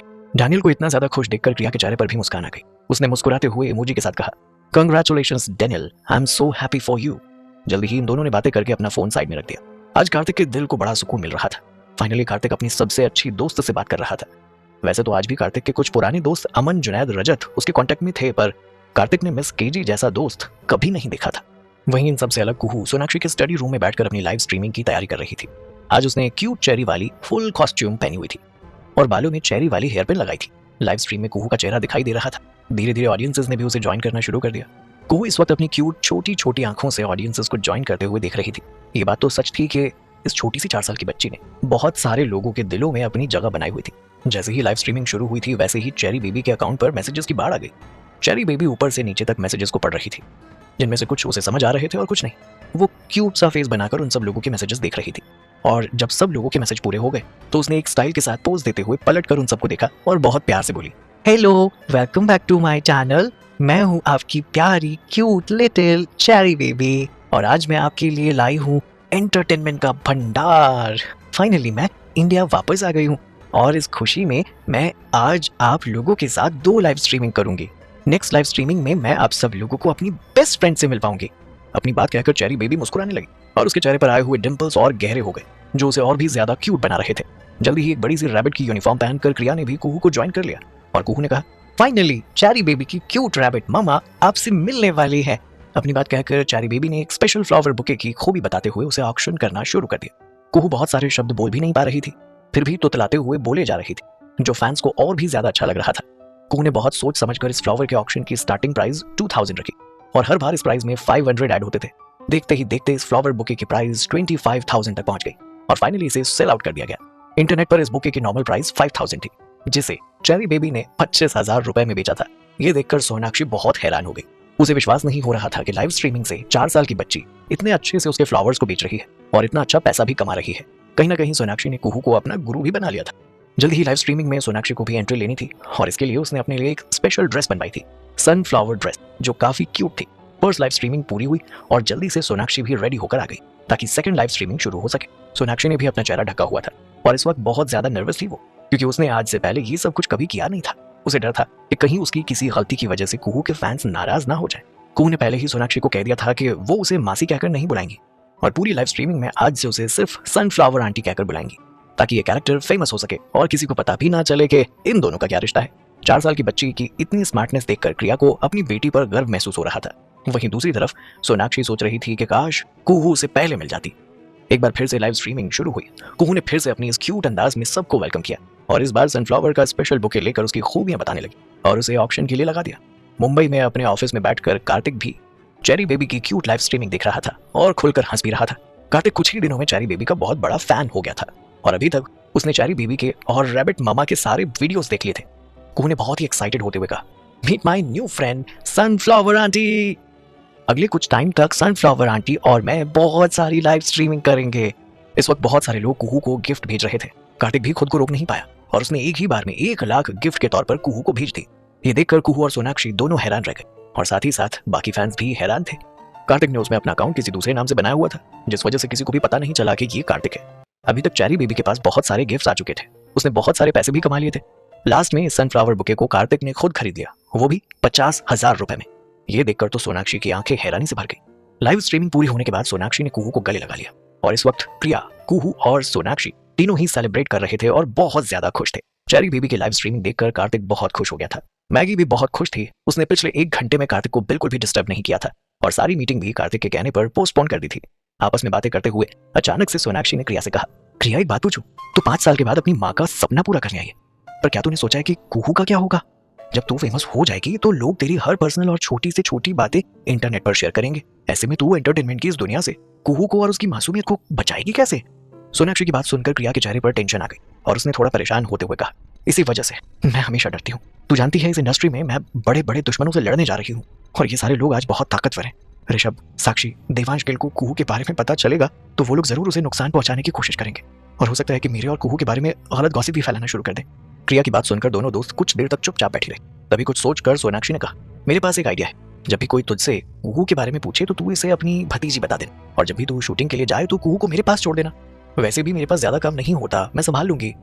क्रिया को भी सोनाक्षी का आइडिया अच्छा लगा था, इसीलिए उसने तुरंत हामी भर दी और रिलैक्स होते हुए सोनाक्षी को गले लगाकर कहा, थैंक यू यार सोना, तूने मेरी बहुत बड़ी प्रॉब्लम सॉल्व कर दी। कुहू चुपचाप पीछे से छुपकर इन दोनों की बातें सुन रही थी। वो समझती थी कि क्रिया अकेले बहुत कुछ संभाल रही है और इसीलिए वो प्रूव करना चाहती थी कि वो अपनी मम्मा पर बोझ नहीं है बल्कि खुद उन्हें संभाल सकती है। अगले दिन सुबह सुबह क्रिया अपना सूटकेस फैलाकर उसमें कुछ ढूंढ रही थी। उसे 1 घंटे तक परेशान होने के बाद भी वो रिसिप्ट नहीं मिली थी। क्रिया 5 साल पहले अपने घर से अपने माँ के गहने लेकर भागी थी जिसे उसने लंदन जाने के लिए गिरवी रखा था क्योंकि वो पूरी तरह से सोनाक्षी पर बोझ नहीं बनना चाहती थी। इसीलिए क्रिया ने एक ज्वेलर के पास अपने गहने गिरवी रखे थे और कहा था कि एक दिन वो वापस आकर अपने गहने जरूर ले जाएगी। आज उस एग्रीमेंट की आखिरी तारीख थी। क्रिया को कहीं भी उस सोनार की दी हुई रिसिप्ट नहीं मिल रही थी।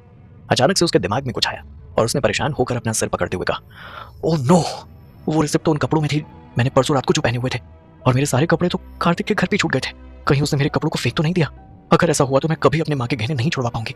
क्रिया इस वक्त इतना परेशान थी कि वो 1 मिनट भी बर्बाद नहीं करना चाहती थी। उसने तुरंत अपना फोन उठाया और कार्तिक को फोन मिला दिया। दूसरी तरफ कार्तिक इस वक्त कुछ फाइलों में उलझा हुआ था, पर जैसे ही उसने फोन की स्क्रीन पर क्रिया की कॉल आते हुए देखी तो एक बार के लिए वो हैरान हो गया। पर अगले ही पल उसने तुरंत फोन उठाते हुए कहा, हेलो क्रिया। कार्तिक आगे कुछ बोल पाता उससे पहले ही क्रिया ने सीधे पॉइंट पर आते हुए कहा, हेलो कार्तिक, कल जब मैगी ने मेरे कपड़े चेंज किए थे तो क्या उन कपड़ों को फेंक दिया था या वो अभी भी आपके घर पर हैं? क्रिया का सवाल सुनकर कार्तिक ने याद करते हुए कहा, नहीं, उन कपड़ों को धोकर वहीं पर रखवा दिया था। कार्तिक की बात सुनकर क्रिया ने सुकून की सांस ली और उसके बाद कार्तिक से पूछा, उन कपड़ों को धोते वक्त कोई रिसिप्ट मेरी जींस की पॉकेट में मिली थी क्या? क्रिया ये सवाल कार्तिक से पूछ रही थी जैसे कार्तिक ये सारे काम करता हो। मैगी कार्तिक के बगल में खड़ी थी। कार्तिक ने धीरे से मैगी से पूछा, कल क्रिया के कपड़े धोते वक्त उसमें से कोई रिसिप्ट निकली थी क्या? मैगी ने कुछ देर सोचते हुए कहा, निकली तो थी पर वो रिसिप्ट पूरी तरह गल चुकी थी और उस पर कुछ भी लिखा हुआ समझ नहीं आ रहा था। मैगी ने जो कहा कार्तिक ने वो सारी बात क्रिया को कह दी और ये सुनकर क्रिया धड़ाम से अपने बेड पर बैठ गई। उसे ऐसा लग रहा था जैसे उसकी जिंदगी से मुसीबतें खत्म होने का नाम ही नहीं ले रही हैं। क्रिया ने तुरंत फोन कट कर दिया और परेशान होते हुए बोली, ओह गॉड, अब मैं माँ के गहने वापस कैसे लेकर आऊं? अपने माँ की आखिरी निशानी उनके गहने कैसे लेकर आएगी वो? क्रिया इस वक्त बहुत ज्यादा परेशान थी। उसने तुरंत अपना पर्स उठाया और उसी ज्वेलरी शॉप में चली गई जहां उसने 5 साल पहले अपनी माँ के गहने गिरवी रखे थे।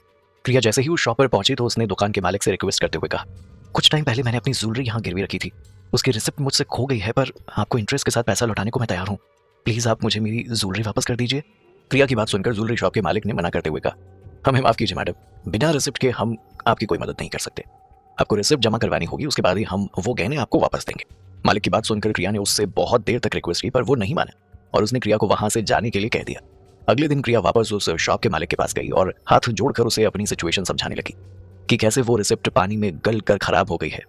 पर ज्वेलर को इस बात से कोई मतलब था नहीं। गहने छुड़वाने का आखिरी दिन बीत चुका था, इसीलिए उसने क्रिया से कहा, मैडम आपकी जो भी दिक्कत हो पर मैं उसमें कुछ नहीं कर सकता। कल आखिरी दिन था जो बीत गया है और आज सुबह ही मेरे पास एक अच्छा सा कस्टमर आया था, मैंने उसे वो ज्वेलरी अच्छे दामों में बेच दी है। अब आप रोज रोज यहाँ मत आइए, हमारा टाइम बर्बाद मत कीजिए। ज्वेलरी बेच दी ये सुनकर क्रिया पूरी तरह से टूट गई और रोने लगी। उसने गुस्सा करते हुए कहा, आप ऐसे कैसे उसे बेच सकते हैं? आप शायद भूल रहे हैं, गिरवी के टर्म्स और कंडीशंस के हिसाब से मैं आपको पैसे भी दे रही थी, आप मेरी परमिशन के बिना उन्हें कैसे बेच सकते हैं? क्रिया को गुस्सा करते हुए देखकर ज्वेलर ने भी गुस्सा करते हुए कहा, आपको एक टाइम दिया गया था और आपने उस टाइम में रिसिप्ट के साथ पूरा पैसा नहीं दिया और इसीलिए हमें पूरा हक है उसे बेचने का। अब आप यहाँ से जा सकती हैं, हमने सब कुछ लीगल तौर पर किया है। देखो तुम, क्रिया कुछ कहना चाहती थी पर उसके शब्द उसके मुंह में ही रह गए क्योंकि वो जानती थी कि गलती उसी की है। इस वक्त उसकी आंखों में आंसू भर गए थे और ना चाहते हुए भी ज्वेलरी की शॉप से बाहर आकर क्रिया वहीं पास की सीढ़ियों पर बैठकर रोने लगी। क्रिया ने अपना चेहरा अपने घुटनों पर छुपा लिया और रोते हुए बोली, आई एम सॉरी मम्मा, मैं आपकी आखिरी निशानी को भी संभाल कर नहीं रख पाई, मुझे माफ कर दीजिए। इंडिया आते ही मुझे वो रिसिप्ट और पैसे देकर गहने छुड़ा लेने चाहिए थे, सब कुछ मेरी गलती है। क्रिया लगातार रोए जा रही थी पर उसके आसपास कोई नहीं था जो उसे हमदर्दी दिखा सके। तभी उसके फोन पर डायरेक्ट डेविड का कॉल आया। हेलो मधुबाला, मुझे एक स्टंट डबल चाहिए, अगर तुम फ्री हो तो 1 घंटे में मुझे सेट पर मिलो। जो जा चुका था उसके लिए रोने के अलावा क्रिया कुछ कर भी नहीं सकती थी, इसीलिए उसने तुरंत अपने इस नए काम को एक्सेप्ट किया और 1 घंटे के बाद सेट पर पहुंच गई। डेविड जो फिल्म कर रहा था वो एक एक्शन फिल्म थी और इस फिल्म में हीरोइन को सेकंड हीरो के साथ जबरदस्त फाइट करनी थी। डायरेक्टर चाहता था कि फाइटिंग रियल लगे, इसीलिए उसने बॉडी डबल का इस्तेमाल करना ठीक समझा। क्रिया जैसे ही फाइटिंग करने के लिए आई तो हीरो के साथ उसकी जबरदस्त फाइटिंग हो गई। सब कुछ बहुत रियल लग रहा था और इस चक्कर में क्रिया के मुंह पर और हाथों पर काफी चोट आई थी। सेकंड हीरो विराट आजकल काफी फेमस हो रहा था और सुपरस्टार बनने के रास्ते पर था और अभी भी काफी डाउन टू अर्थ था और सबसे बहुत फ्रेंडली होकर बातें करता था। जब उसने देखा कि उसकी वजह से क्रिया को चोट आई है तो उसने शूट पूरा होने के बाद क्रिया के पास आकर उससे माफी मांगते हुए कहा, हे आई एम रियली सॉरी, तुम्हें ज्यादा चोट तो नहीं आई ना? क्रिया को विराट का बिहेवियर अच्छा लगा और उसने मुस्कुराते हुए मना करके कहा, नहीं नहीं, मैं बिल्कुल ठीक हूँ, थैंक यू। आगे की शूटिंग में थोड़ा वक्त था, इसीलिए विराट क्रिया के पास ही बैठ गया और दोनों काफी देर तक बातें करते रहे। ऐसा लग रहा था जैसे दोनों काफी अच्छे दोस्त बन गए हों। रात के 10 बज गए थे। आज पूरे दिन की शूटिंग और स्टंट के लिए क्रिया को 20,000 रुपए मिले थे। उसने तुरंत डायरेक्टर से अपने पैसे लिए और एक सुनसान रास्ते से होकर जाने लगी। काफी रात हो गई थी, इसीलिए उसे इस वक्त कोई ऑटो या बस नहीं मिल रही थी। रेलवे स्टेशन के पास पहुंचते पहुंचते क्रिया का डर बढ़ने लगा क्योंकि ये वही रास्ता था जहां अक्सर लड़कियों के साथ मिसबिहेव करके या तो उन्हें मार दिया जाता था या उन्हें लूट लिया जाता था। क्रिया चल ही रही थी कि तभी अचानक से उसे गली के नुक्कड़ पर 2 लड़के अपनी तरफ आते हुए दिखाई दिए जिन्होंने अपना मुंह रुमाल से कवर किया हुआ था और दोनों के हाथ में चाकू था। अचानक से उन लोगों को देखकर क्रिया का कलेजा बाहर आ गया। उसका दिल डबल स्पीड से धड़कना शुरू हो गया और पैर कांपने लगे। भले ही उसे अच्छी फाइटिंग आती थी पर कोई भी नॉर्मल लड़की इतनी रात को इस तरह गुंडों से लड़ नहीं सकती थी और फिर क्रिया को पता भी नहीं था कि ये लोग कितने ताकतवर होंगे। क्रिया ने कस के अपना पर्स अपने हाथों में जकड़ लिया और इधर उधर देखने लगी पर उसे दूर दूर तक कोई नजर नहीं आ रहा था। कुछ दूरी से ही चाकू दिखाकर क्रिया से कहा, ये लड़की अपना पर्स हमारे हवाले कर दे और उसमें जितने भी पैसे हैं चुपचाप हमें दे दे, शांति से मान जा, तुझे जिंदा जाने देंगे वरना यही काट डालेंगे, दफना देंगे। इन लोगों की बातें सुनकर क्रिया डर गई और मना करते हुए बोली, मेरे पास कोई पैसे नहीं, प्लीज मुझे जाने दो। देखो। क्रिया की बात सुनकर वो दोनों लड़के हंसने लगे और तभी उनमें से एक ने कहा, तेरी हिम्मत कैसे हुई हमको झूठ बोलने की? पिछले 8 घंटे से हम लोग तेरा पीछा कर रहे हैं। जब ज्वेलर की दुकान पर तेरे पर्स में पैसे देखे थे ना, तभी से तुझे फॉलो कर रहे हैं। हमसे झूठ मत बोल। ये बात सुनकर क्रिया और परेशान हो गई। अब तो वो पूरी तरह फंस गई थी। उसने कुछ सोचते हुए अपना पर्स उन लोगों की तरफ फेंकते हुए कहा, तुम्हें मेरा पर्स चाहिए ना? ठीक है, ये लो, पर प्लीज मुझे जाने दो। क्रिया को डरते हुए देखकर दोनों गुंडे खुश हो गए। तभी उनमें से एक क्रिया का पर्स उठाने के लिए आगे बढ़ा, पर तभी क्रिया ने अपने पैरों से किक मारते हुए उसे दूसरी तरफ फेंक दिया और उसके हाथ से जबरदस्ती चाकू खींचकर उसे नीचे की तरफ धकेल दिया। अचानक से हुए इस हमले से दोनों गुंडे हैरान रह गए। जल्दी से क्रिया ने अपना बैग संभाला और उसे टाइटली अपने हाथों में जकड़ते हुए दूसरे गुंडे को भी मारने लगी। अगले ही पल क्रिया ने उन दोनों गुंडों को एक के बाद एक बिना रुके पंच मारना शुरू कर दिया। वो जैसे ही क्रिया की तरफ बढ़ने लगते, क्रिया एक बार और उन्हें जोर से पंच मार देती। दोनों लड़कों को तो विश्वास नहीं हो रहा था कि एक लड़की उन्हें इतनी बुरी तरह मार रही है। तभी गुंडे ने चालाकी से पीछे से क्रिया पर चाकू से वार कर दिया, जिसकी वजह से एक तेज कट क्रिया के बाजू पर लग गया और दर्द के मारे उसने अपने हाथों को पकड़ लिया। अभी तक दूसरा गुंडा भी संभल गया था, तो दोनों एक साथ क्रिया की तरफ बढ़ने लगे और उसे अपने चाकू से अटैक करने ही वाले थे कि तभी एक जानी पहचानी ब्लैक मर्सिडीज कार क्रिया के सामने आकर रुकी और अगले ही पल उनमें से कार्तिक के कुछ बॉडीगार्ड्स और मैगी बाहर निकल कर आए और उन्होंने तुरंत उन गुंडों को पकड़ लिया। क्रिया ने जब कार्तिक और उसके लोगों को वहां देखा तो तुरंत बेचारी बन गई। वो नहीं चाहती थी कि कार्तिक को पता चले कि वो स्टंट डबल का रोल करती है और उसे फाइटिंग भी आती है। कार्तिक अपनी व्हील चेयर पर बैठा गाड़ी से बाहर आया। कार्तिक को देखते ही क्रिया ने झूठ मूठ में रोना शुरू कर दिया और भागते हुए कार्तिक के पास जाकर उसे गले लगा लिया और रोते हुए बोली, thank you so much Kartik, अगर आज तुम नहीं आते तो पता नहीं ये दोनों मेरे साथ क्या कर देते। क्रिया को खुद के गले लगा देख कार्तिक एक बार के लिए तो हैरान रह गया, पर अगले ही पल उसने कसकर क्रिया को गले लगा लिया और प्यार से उसके बालों को सहलाने लगा। कार्तिक ने क्रिया को संभालते हुए पूछा, क्रिया तुम ठीक हो ना? इन लोगों ने तुम्हें कुछ किया तो नहीं? तुम्हें कहीं चोट आई है क्या? मुझे बताओ, हम अभी हॉस्पिटल चलते हैं। वहीं दूसरी तरफ जब गुंडों ने क्रिया का बदला हुआ रूप देखा तो मन ही मन दोनों एक दूसरे को देखते हुए बोले, सच में बहन जी, हम आपको कुछ कर देते? अरे अगर ये साहब नहीं आते तो आज आप हमको जिंदा नहीं छोड़ती। कितनी ड्रामेबाज लड़की है। हॉस्पिटल शब्द सुनकर क्रिया ने तुरंत मना कर दिया और अपने आंसू पोंछते हुए बोली, नहीं, मुझे चोट नहीं आई है। क्रिया को ठीक देखकर कार्तिक ने उसे गाड़ी में बैठने का इशारा किया और गाड़ी में बैठते ही क्रिया ने अपनी शर्ट की स्लीव्स नीचे कर ली ताकि कार्तिक उसके हाथ पर लगी चोट देख ना पाए। क्रिया बिल्कुल नहीं चाहती थी कि कार्तिक को कहीं से भी पता लगे कि वो स्टंट डबल का रोल करती है, पर उसे नहीं पता था कि कार्तिक मित्तल कितना पहुंचा हुआ इंसान है। कार्तिक यहाँ पर अपना बिजनेस सेटल करने के लिए एक बिजनेस पार्टनर से मिलने के लिए आया था। ये एरिया शहर के बिल्कुल ऑपोजिट साइड में था। अगर कार्तिक यहाँ नहीं आता तो उसे कभी पता नहीं चलता कि क्रिया एक मूवी में स्टंट डबल का काम कर रही है। कार्तिक को जब ये बात पता चली तो वो बहुत ज्यादा परेशान हो गया, क्योंकि अभी तक क्रिया घर गई है या नहीं उसे उस बात का पता नहीं था और इसीलिए वो उसे ढूंढते हुए इस एरिया तक पहुंच गया था। कार्तिक यहाँ से क्रिया के सेट पर जा ही रहा था कि रास्ते में उसे क्रिया इन गुंडों से लड़ते हुए मिल गई। कार्तिक ने देखा कि क्रिया पूरी तरह से धूल से भरी हुई है और इसीलिए उसने एक गर्म पानी का टॉवल क्रिया को दिया और कहा, अपना चेहरा साफ कर लो वरना इन्फेक्शन हो जाएगा। कार्तिक को अपनी परवाह करते हुए देखकर क्रिया ने मुस्कुराकर जैसे ही कार्तिक के हाथों से टॉवल लिया तो उसके हाथों की स्लीव्स ऊपर हो गई और उसकी चोट के निशान साफ साफ दिखने लगे। कुछ चोट उसे इन गुंडों से लड़ते हुए आई थी और कुछ सेट पर स्टंट करते हुए। कार्तिक ने परेशान होते हुए क्रिया के हाथ को ध्यान से देखना शुरू कर दिया था और परेशान होते हुए बोला, क्रिया तुम सच में स्टंट डबल का काम कर रही हो? Like really? तुम तो एक्ट्रेस बन सकती हो, तुम में स्टार बनने की सारी खूबियां हैं। कार्तिक की बातें सुनकर क्रिया ने अपना सिर उठाकर कार्तिक की तरफ देखा और जिसकी आंखों में इस वक्त गुस्सा और चिढ़ साफ नजर आ रही थी। कार्तिक को जब पता चला कि क्रिया किसी स्टंट डबल का रोल प्ले कर रही है तो उसने मूवी के बारे में सब कुछ पता लगा लिया और उसे ये जानकर बहुत हैरानी हुई कि क्रिया जैसी ब्यूटीफुल और ग्रेसफुल लड़की स्टंट डबल का काम कर रही है और फाइटिंग सीन शूट कर रही है। कार्तिक को परेशान होते देख क्रिया ने एक गहरी लंबी सांस लेते हुए कहा, मैं बिल्कुल ठीक हूँ, थैंक यू मुझ पर विश्वास करने के लिए और मेरी परवाह करने के लिए। मैं बहुत टाइम से स्टंट डबल का काम कर रही हूँ, ये छोटी मोटी चोट मुझे बिल्कुल परेशान नहीं करती। क्रिया को इतना ज्यादा बेपरवाह होते हुए देख कार्तिक ने मन ही मन खुद से कहा, तुम्हें भले ही अपनी परवाह ना हो पर मैं अब तुम्हें बिल्कुल भी परेशान होते हुए नहीं देख सकता हूँ। कार्तिक अपने ख्यालों में खोया हुआ था कि तभी उसकी नजर क्रिया के पर्स पर गई जो आधा खुला हुआ था जिसमें नोटों की गड्डी थी। इसे देखकर कार्तिक ने अपना सिर पकड़ लिया और बोला, तुम्हें क्या लगता है क्रिया, दिमाग क्या घर पर छोड़कर आई हो? इतने सारे पैसे लेकर तुम सुनसान रास्तों पर चलोगी तो गुंडे तुम्हें लूटने मारने की कोशिश नहीं करेंगे तो क्या तुम्हारी आरती उतारेंगे? तुम्हें अच्छा लगता है क्या मुसीबत को अपने पास बुलाना? कार्तिक को गुस्सा करते हुए देख प्रिया थोड़ा हैरान हो गई। कार्तिक को ज्वेलरी शॉप पर जो हुआ उसके बारे में भी बता नहीं सकती थी, इसीलिए उसने बहाना बनाते हुए कहा, वो एक्चुअली मैं किसी अच्छी बैंक में जमा करवाना चाहती थी पर मुझे कोई बैंक मिल नहीं रहा था। क्रिया का ऐसा बेतुका जवाब सुनकर कार्तिक और ज्यादा चिढ़ गया। उसे समझ नहीं आ रहा था कि क्रिया उससे झूठ के बोल रही है, उसे मुंबई में बैंक ही नहीं मिल रहे थे। कार्तिक क्रिया के ऐसे जवाब सुनकर थोड़ा इमोशनल होते हुए बोला, क्रिया क्या तुम जानती भी हो अगर तुम्हें कुछ हो जाता तो मैं। इतना बोलते बोलते कार्तिक चुप हो गया। क्या कार्तिक कर देगा क्रिया के सामने अपनी फीलिंग को बयान? कार्तिक ने थोड़ा इमोशनल होते हुए कहा, क्रिया क्या तुम जानती भी हो अगर तुम्हें कुछ हो जाता तो मैं। इतना कहते कहते कार्तिक चुप हो गया। वहीं दूसरी तरफ कार्तिक के शब्द सुनकर क्रिया की आंखें कार्तिक से जा मिली। वो कार्तिक के इन अधूरे शब्दों के पूरा होने का इंतजार करने लगी। क्रिया मन ही मन सोचने लगी कि क्या कार्तिक को मेरी परवाह हो रही है। खैर, क्रिया ज्यादा सोचती उससे पहले ही कार्तिक ने अपनी परवाह को छुपाते हुए नॉर्मल टोन में कहा, अगर तुम्हें कुछ हो जाता तो मेरा क्या होता, कभी सोचा है इस बारे में? मेरा ख्याल तो कोई भी रख सकता है, पर मुझे लगता है कि अब मुझे तुम्हारा ख्याल रखना पड़ेगा, वरना तुम्हें नई नई मुसीबतों को पाती रहोगे। कार्तिक की बात सुनकर क्रिया को हंसी आ गई और वो जोर जोर से हंसने लगी, क्योंकि पहली बार कोई उसे उसकी बेवकूफी के लिए सुना रहा था और उसकी परवाह भी कर रहा था।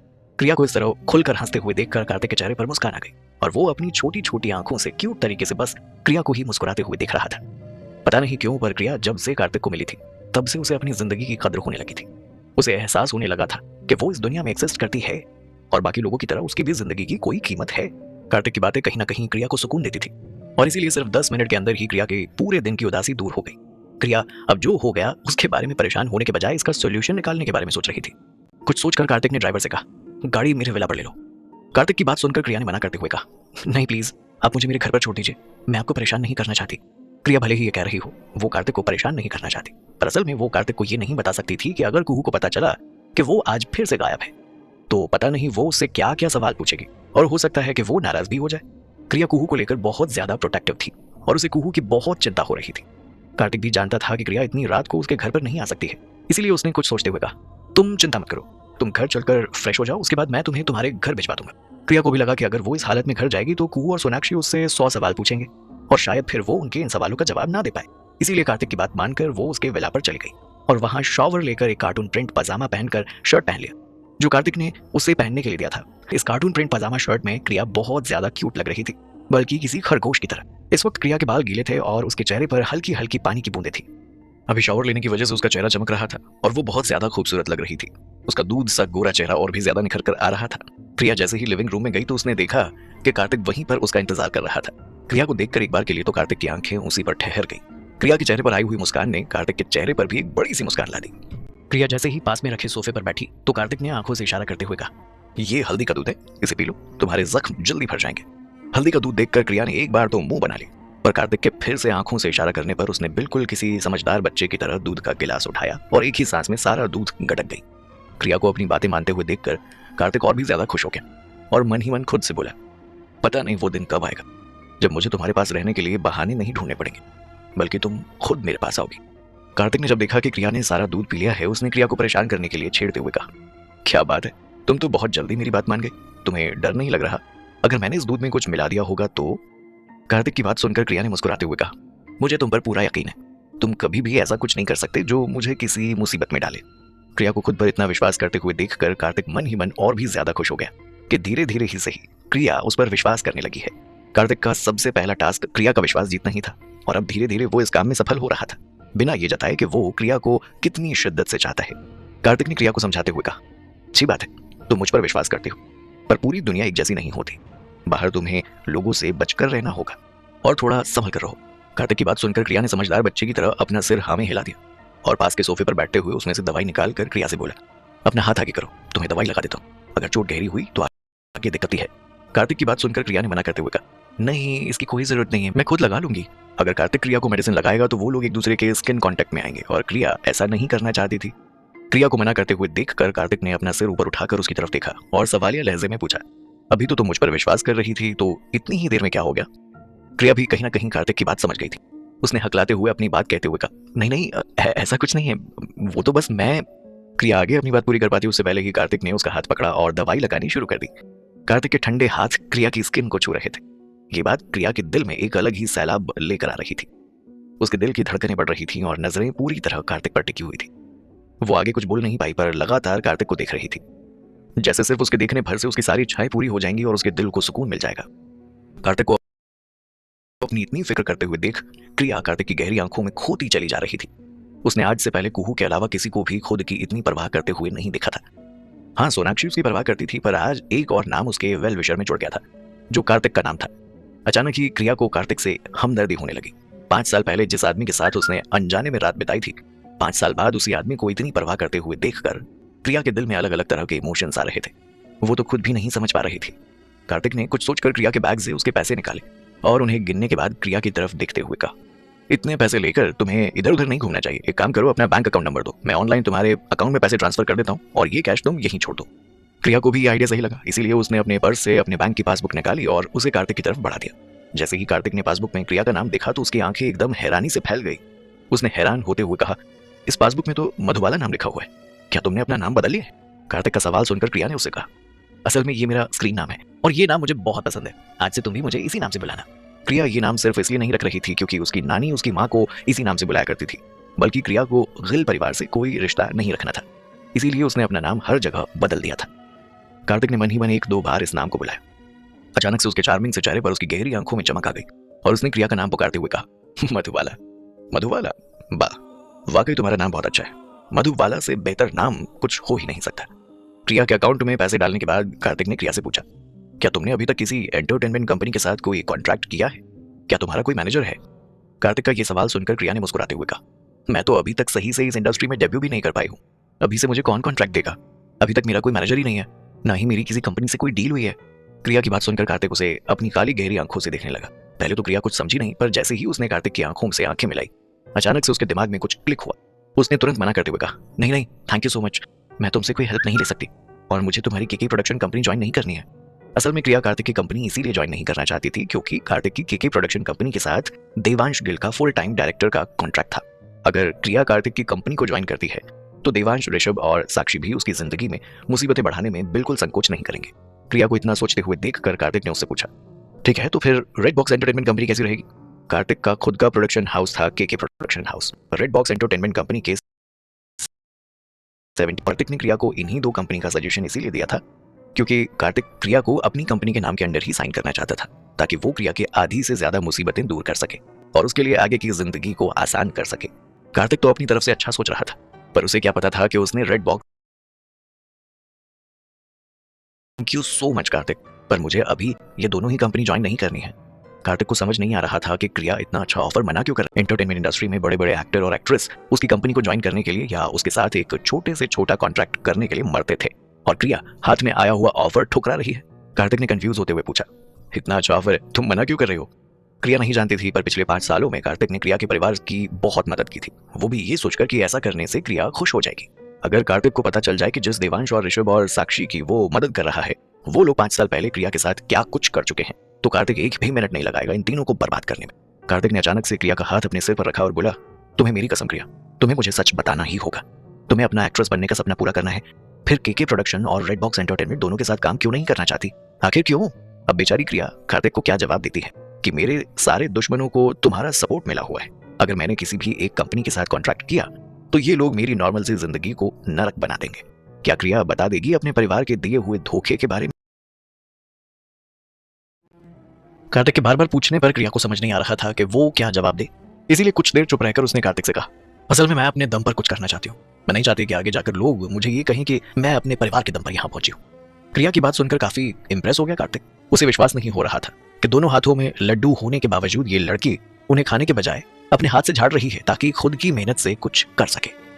अच्छी बात है कि क्रिया अपने दम पर कुछ करना चाहती है, पर कार्तिक इतनी आसानी से क्रिया को अपने से दूर जाते हुए नहीं देख सकता था, इसीलिए उसने एक दूसरा रास्ता निकालते हुए कहा, ठीक है, अगर तुम इन 2 कंपनियों के साथ मिलकर काम नहीं करना चाहते हो तो एक और कंपनी है, वो बहुत ज्यादा फेमस तो नहीं है पर इंडिपेंडेंट है और धीरे धीरे एंटरटेनमेंट इंडस्ट्री में अपना नाम बना रही है। अगर तुम चाहो तो मैं तुम्हें उस कंपनी से इंट्रोड्यूस करवा सकता हूँ। कार्तिक की बात सुनकर क्रिया ने तुरंत पूछा, क्या ये कंपनी आपके किसी दोस्त की है?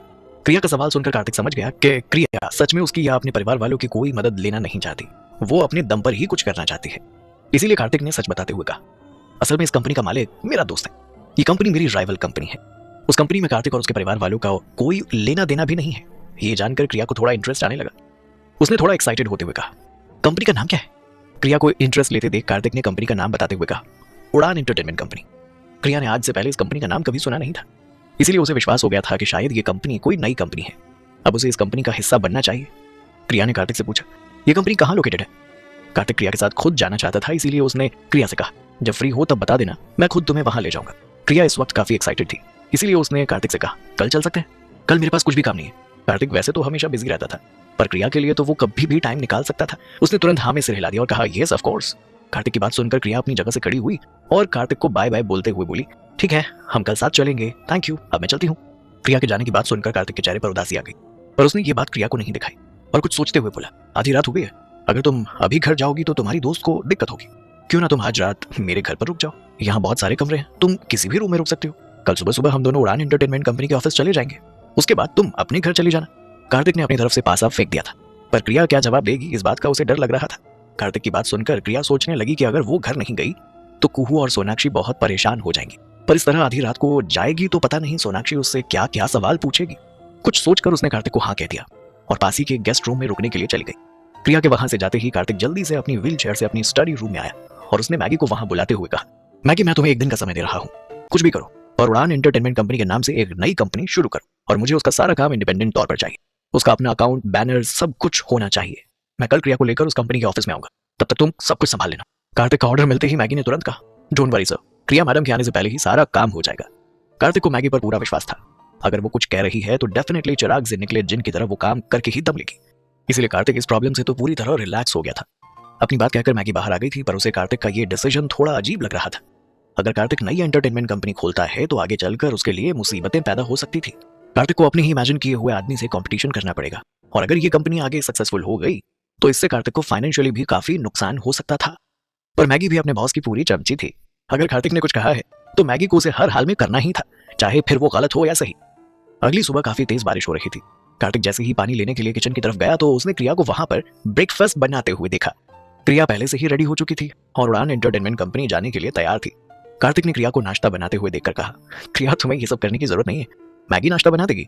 कार्तिक की बात सुनकर क्रिया ने मुस्कुराते हुए कहा, शायद आप भूल रहे हैं कि मैं आपकी पर्सनल असिस्टेंट हूँ और आपके लिए नाश्ता बनाना भी मेरे पर्सनल असिस्टेंट्स के कामों में से एक है। आप मेरे लिए बहुत कुछ कर रहे हैं, कुछ मुझे भी अपने लिए करने दीजिए ना। आप डाइनिंग टेबल पर जाकर बैठिए, मैं नाश्ता लेकर अभी आती हूँ। क्रिया इस वक्त नाश्ता बनाते हुए काफी प्यारी लग रही थी। चेहरे पर आए हुए उसके हल्के बाल उसकी खूबसूरती को और भी ज्यादा बढ़ा रहे थे। यूं तो कार्तिक के लिए बड़े बड़े शेफ ने खाना बनाया था, पर जिससे आप प्यार करते हैं अगर वो आपके लिए खाना बनाए तो खाना और भी ज्यादा अच्छा लगने लगता है। क्रिया को अपनी बीवी की तरह ख्याल रखते हुए देखकर कार्तिक बहुत खुश हो रहा था। जल्दी ही कार्तिक ने अपने हाथ से बनाया हुआ ब्रेकफास्ट टेबल पर सजा दिया था, पर उसे डर लग रहा था कि कार्तिक को कहीं उसका बनाया हुआ नाश्ता पसंद ना आया तो, क्योंकि उसने काफी टाइम से खाना बनाया ही नहीं था। लंदन में रहते वक्त क्रिया ज्यादातर बाहर से पैकेट बंद इजी खाना ही मंगवाती थी, इसलिए उसे खाना बनाने की आदत रही नहीं। बाहर से खाना मंगवाने का एक और कारण था, प्रिया ज्यादा पैसे खर्च नहीं कर सकती थी और कुकिंग का पूरा सेटअप लगाने में बहुत पैसे खर्च होते थे, इसलिए वो कुहू को अच्छी परवरिश देने के लिए उसके लिए पैसे बचा रही थी और कई बार खुद बिना खाए भी सो जाती थी। कार्तिक ने जैसे ही क्रिया का बनाया हुआ नाश्ता खाया तो उसे वो काफी टेस्टी लगा और कार्तिक खाते खाते लगातार उसकी तारीफ करता रहा। कुछ देर के बाद वो दोनों जैसे ही उड़ान एंटरटेनमेंट के ऑफिस जाने के लिए रेडी हुए तो अचानक से क्रिया के पास सोनाक्षी का कॉल आया, जिसकी वजह से वो परेशान हो गई। उसने कार्तिक से कहा, आई एम सॉरी कार्तिक, क्या हम किसी और दिन चल सकते हैं, कुछ इमरजेंसी आ गई है। क्रिया के चेहरे पर परेशानी साफ दिखाई दे रही थी। क्रिया को इतना परेशान देख कार्तिक ने भी उससे पूछा, क्या मैं तुम्हारी कोई मदद कर सकता हूँ? क्रिया सच नहीं बता सकती थी, इसलिए उसने बात को पलटते हुए कहा, नहीं नहीं बहुत बड़ी बात नहीं है, एक्चुअली मेरी दोस्त की तबीयत खराब हो गई है और वो अस्पताल में एडमिट है, तो मुझे उसके पास जाना होगा। असल में सोनाक्षी का जब कॉल आया तो उसने बताया कि कुहू की तबीयत खराब हो गई है और उसे बहुत तेज बुखार है, इसलिए सोनाक्षी कुहू को हॉस्पिटल ले गई। कुहू लगातार क्रिया का ही नाम लिए जा रही थी, इसीलिए सोनाक्षी ने तुरंत अपने पास आने को कहा। कार्तिक को पता नहीं क्यों पर ऐसा लग रहा था जैसे क्रिया उसे पूरी बात नहीं बता रही है, इसीलिए उसने क्रिया से हॉस्पिटल का नाम पूछा। क्रिया को ज्यादा झूठ बोलने की आदत नहीं थी, इसीलिए उसने तुरंत अस्पताल का नाम बता दिया, द पीपल केयर हॉस्पिटल। अपनी बात कहकर क्रिया बाहर जाने लगी। तभी ने कहा, चलो मैं तुम्हें ड्रॉप कर देता हूँ, मुझे भी इसी अस्पताल में जाना है। कार्तिक की बात सुनकर क्रिया थोड़ी घबरा गई, क्योंकि अगर कार्तिक उसके साथ हॉस्पिटल जाएगा तो कहीं वो कुहू से न मिलने और उसे पता ना चल जाए कि कुहू उसकी बेटी है। अगर कार्तिक को पता चला तो शायद वो उसकी बेटी को उससे दूर कर देगा, और यही सोचकर क्रिया घबरा गई। क्रिया ने एक बार फिर से कार्तिक को मना कर दिया, नहीं नहीं थैंक यू, मैं खुद ही चली जाऊंगी। क्रिया जब मान ही नहीं रही थी तो कार्तिक ने उसे सच बताते हुए कहा, एक्चुअली मुझे भी अपने वीकली चेकअप के लिए उसी हॉस्पिटल जाना है, तो तुम मेरे साथ चलो ना, और प्लीज आगे से कोई बहस मत करना। कार्तिक को दबाव बनाते हुए देखकर क्रिया उसके साथ उसकी गाड़ी में बैठ गई। आधे घंटे के बाद दोनों द पीपल केयर हॉस्पिटल पहुंचे। क्रिया ने तुरंत गाड़ी से निकलकर थैंक यू कहा और अस्पताल के अंदर चली गई। वो चाहती नहीं थी कि कार्तिक उसके साथ अंदर आए और कुहू से मिल ले। वहीं दूसरी तरफ कार्तिक भी अपने रिहैबिलिटेशन सेंटर चला गया। कार्तिक हर शनिवार को इस सेंटर पर आता था और अपना चेकअप करवाता था। यहाँ आकर उसे कई तरह की एक्सरसाइजेस करवाई जाती थी जिससे उसकी मसल्स मजबूत हो जाए। यहाँ पर एक बहुत पुराने प्रोफेसर डॉक्टर साहनी रहते थे जो पैरालाइज्ड लोगों का इलाज करते थे। जैसे ही उन्होंने कार्तिक को देखा तो तुरंत उसके पास आकर ग्रीट करने लगे और उसे उसकी हेल्थ रिपोर्ट देने लगे। कार्तिक पूरी शिद्दत से ये सारी एक्सरसाइजेस कर रहा था, जिस वजह से डॉक्टर साहनी काफी ज्यादा हैरान थे और इम्प्रेस भी। उन्होंने आज तक कार्तिक के अंदर इतनी पॉजिटिविटी पहले नहीं देखी थी। कार्तिक खुद से यहाँ एक्सरसाइज भी कर रहा था और अपने आसपास के लोगों को भी पॉजिटिव बातें बोल रहा था। ये तो किसी चमत्कार से कम नहीं था। डॉक्टर साहनी को क्या पता था इन सब के पीछे कोई और नहीं बल्कि कार्तिक की रियल मोटिवेशन उसकी कियारा यानी क्रिया है, जो अब वापस उसकी दुनिया में आ गई। कार्तिक जल्द से जल्द अपने पैरों पर खड़ा होना चाहता था ताकि अपनी क्रिया को प्रोटेक्ट कर सके। वहीं दूसरी तरफ क्रिया अभी तक उस अस्पताल के वार्ड के बाहर पहुंच गई थी जहां कुहू को एडमिट किया गया था। क्रिया ने जैसे ही कुहू का चेहरा देखा तो उसकी आंखों में आंसू लगातार पानी की तरह बहने लगे। इस वक्त उसकी हमेशा खुश रहने वाली कुहू का चेहरा एकदम मुरझा सा गया था और वो पूरी तरह पीली पड़ चुकी थी। क्रिया ने रोते हुए सोनाक्षी से पूछा, सोना मेरी कुहू कैसी है? सोनाक्षी ने जब क्रिया को रोते हुए देखा तो उसे धीमी आवाज में वो बोली, आज सुबह कुहू जगी तो उसे पेट में दर्द हो रहा था। मैंने चेक किया तो काफी तेज बुखार था, इसीलिए मैं उसे अस्पताल ले आई। शायद मौसम बदलने की वजह से ऐसा हुआ है। अभी अभी सोई है, तू चिंता मत कर, जल्दी ठीक हो जाएगी। क्रिया इस वक्त खुद को ही कोसे जा रही थी। उसे लग रहा था कि शायद वो बहुत ज्यादा गंदी माँ है, इसीलिए तो अपनी बेटी को अकेला छोड़कर काम पर चली गई। क्रिया को इतना ना परेशान होते देखकर पीछे से कुणाल ने भी उसे समझाते हुए कहा, क्रिया खुद को दोष देना बंद करो यार। वैसे भी मैं और सोनाक्षी घर पर थे और हमने कुहू को संभाल लिया। सिंगल पेरेंट होना बहुत मुश्किल भरा काम है। तुम हर वक्त तो कुहू के साथ रह भी नहीं सकती अगर उसे एक अच्छी जिंदगी देना चाहती। और ये बात तो 4 साल की कुहू भी समझती है, इसलिए परेशान होना बंद करो। उन दोनों दोस्तों की बातें सुनकर क्रिया ने कसकर सोनाक्षी को गले लगा लिया। तभी बाहर से एक नर्स आई और क्रिया को मेडिकल बिल थमा दिया। मेडिकल बिल को देखकर सोनाक्षी ने कहा, क्रिया मैं बिल जमा करके आती हूँ, तुम कुहू के पास रहो। कुणाल और सोनाक्षी पहले से बहुत कुछ कर रहे थे, इसलिए क्रिया उन्हें परेशान नहीं कर सकती थी। उसने तुरंत मेडिकल बिल सोनाक्षी के हाथों से लिया और बाहर जाते हुए बोली, मैं खुद बिल जमा करवाऊंगी, तुम दोनों यहीं पर रुको। सोनाक्षी और कुणाल आगे कुछ कहते उससे पहले ही क्रिया बाहर चली गई और काउंटर पर खड़ी होकर अपनी बारी का इंतजार करने लगी। तभी उसे 2 जाने पहचाने चेहरे दिखे। उन दोनों लोगों को अपने सामने देख क्रिया एकदम हैरान रह गई। किसे देखकर क्रिया इतना हैरान हो गई थी? कहीं कार्तिक तो वापस नहीं आ गया था? क्रिया को अचानक ही 2 जाने पहचाने चेहरे दिखाई दिए। ये दोनों चेहरे किसी और के नहीं बल्कि साक्षी और ऋषभ के थे। ऋषभ डिस्चार्ज होकर घर जा रहा था। इस वक्त दोनों ने ही बड़े बड़े सनग्लासेस और मास्क पहने हुए थे, पर क्रिया एक नजर देखकर ही इन दोनों को पहचान गई थी और वहीं मुस्कुराते हुए खड़ी हो गई, जैसे इन दोनों के जले पर नमक छिड़क रही हो। ऋषभ ने जैसे ही क्रिया को अपने सामने देखा तो उसका खून खौलने लगा। उसे इस वक्त उस रात की क्रिया की हुई पिटाई याद आ रही थी, जिसकी वजह से आज वो अस्पताल पहुंच गया था। और वहीं दूसरी तरफ साक्षी ने बिल्कुल उम्मीद नहीं की थी कि वो क्रिया से यहाँ मिलेगी। उन दोनों को यहाँ देखकर क्रिया ने झूठी चिंता दिखाते हुए कहा, क्या बात है तुम दोनों यहाँ पर? सब ठीक तो है ना? क्या हुआ ऋषभ, तुम ठीक तो हो ना? तुम्हारी ऐसी हालत कैसे हुई? तुम तो ठीक से चल भी नहीं पा रहे हो। क्रिया को खुद का मजाक बनाते हुए देखकर ऋषभ का खून खौल रहा था। उसे और भी ज्यादा गुस्सा आने लगा। अगर वो लोग इस वक्त पब्लिक प्लेस में नहीं होते और साक्षी यहाँ नहीं होती तो अब तक ऋषभ क्रिया को सबक सिखा चुका होता। साक्षी को अभी तक इन सब के बारे में पता नहीं था कि ऋषभ की इस हालत के पीछे किसी और का नहीं बल्कि उसकी ही अपनी बहन का हाथ है। उसने क्रिया से कहा, तुम्हें चिंता करने की जरूरत नहीं है क्रिया, ऋषभ बिल्कुल ठीक है। इस वक्त साक्षी का एक अलग ही स्टेटस था। वो लगातार अपना मुंह ढक रही थी ताकि कोई उसे पहचान ना ले, बिना वजह भीड़ इकट्ठी ना हो जाए। साक्षी की ऐसी हरकतें देखकर क्रिया ने जानबूझकर बात को बढ़ाते हुए कहा, सच में तुम ठीक हो ऋषभ? कल न्यूज़पेपर में तो कुछ और ही दिखा रहे थे।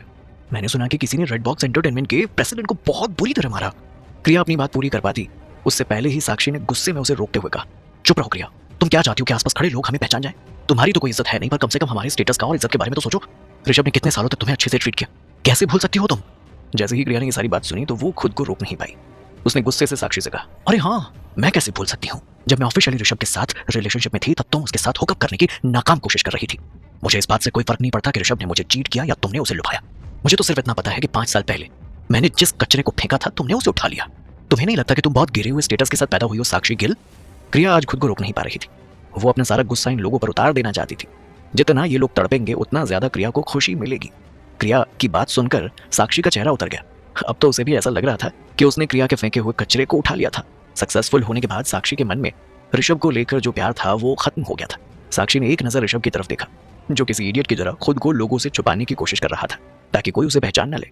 जब पहली बार साक्षी ऋषभ से मिली थी तो उस वक्त ऋषभ बहुत ज्यादा चार्मिंग और अट्रैक्टिव पर्सनैलिटी का था, पर अब तो उसका चार्म खत्म हो चुका था। साक्षी ने अपने मन में सोचा कि अगर वो इसी तरह ऋषभ के साथ खड़ी रही तो उसकी भी बेइज्जती हो जाएगी और लोग उसके बारे में न जाने क्या क्या छापने लगेंगे। अगर Rishabh red box entertainment company का मालिक ना होता तो साक्षी कब का उसे लात मारकर अपनी जिंदगी से बाहर निकाल फेंकती। वहीं दूसरी तरफ ऋषभ ने कहा, इनफ इज इनफ क्रिया, बिना वजह बात का पतंगड़ मत बनाओ और हाँ, हम लोगों से दूर रहो। तुम जैसी लोअर क्लास लड़की के साथ हमें कोई रिश्ता नहीं रखना। इतना कहकर ऋषभ आगे बढ़ गया और साक्षी भी उसके पीछे पीछे जाने लगी। वो दोनों दरवाजे तक पहुंचे ही थे कि तभी क्रिया ने पीछे से उन्हें थोड़ी आवाज देते हुए कहा, आई होप ऋषभ तुम जल्दी ठीक हो जाओ and I wish you both a happy relationship. क्रिया की बात सुनकर ऋषभ का गुस्सा और ज्यादा बढ़ गया और साक्षी को तो इतनी चिढ़ मच गई कि वो जाकर तुरंत गाड़ी में बैठ गई और उसने ऋषभ को भी पूरी तरह से इग्नोर कर दिया। गाड़ी में बैठे बैठे ऋषभ और साक्षी दोनों एक दूसरे से बातें करने के बजाय मन ही मन कुछ सोच रहे थे। ऋषभ ने अपने मन में सोचा कि 5 साल में ये चुहिया शेरनी कैसे बन गई। मुझे जल्द से जल्द इसका कुछ करना होगा, वरना ये आगे चलकर मेरे लिए मुसीबतें खड़ी कर सकती है। वहीं दूसरी तरफ साक्षी ने अपने मन में कहा, मुझसे बचकर रहना क्रिया, तुम सोच भी नहीं सकती कि मैं तुम्हारे साथ क्या कर सकती हूँ। अगर तुमने मेरे रास्ते में आने की कोशिश की तो उस दिन को कोसोगी जब तुम मुंबई वापस आई थी। कुहू के लिए सूप बनाने के लिए क्रिया घर जा रही थी। तभी उसने देखा कि कुछ लोग लगातार किसी आदमी के बारे में गॉसिप कर रहे हैं। अरे भाई, ये तो कार्तिक मित्तल है ना? हाँ वही है। 5 साल हो गए इसे, अभी भी व्हील चेयर पर ही है।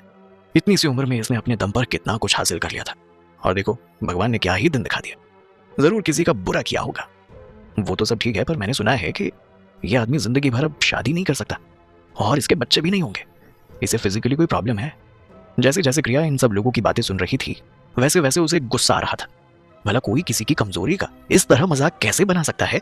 लोगों में इंसानियत तो बिल्कुल बाकी नहीं रह गई थी। कुछ ही दिनों में कार्तिक ने उसके लिए कितना कुछ कर दिया था। भला इतना अच्छा इंसान किसी का बुरा कैसे कर सकता था?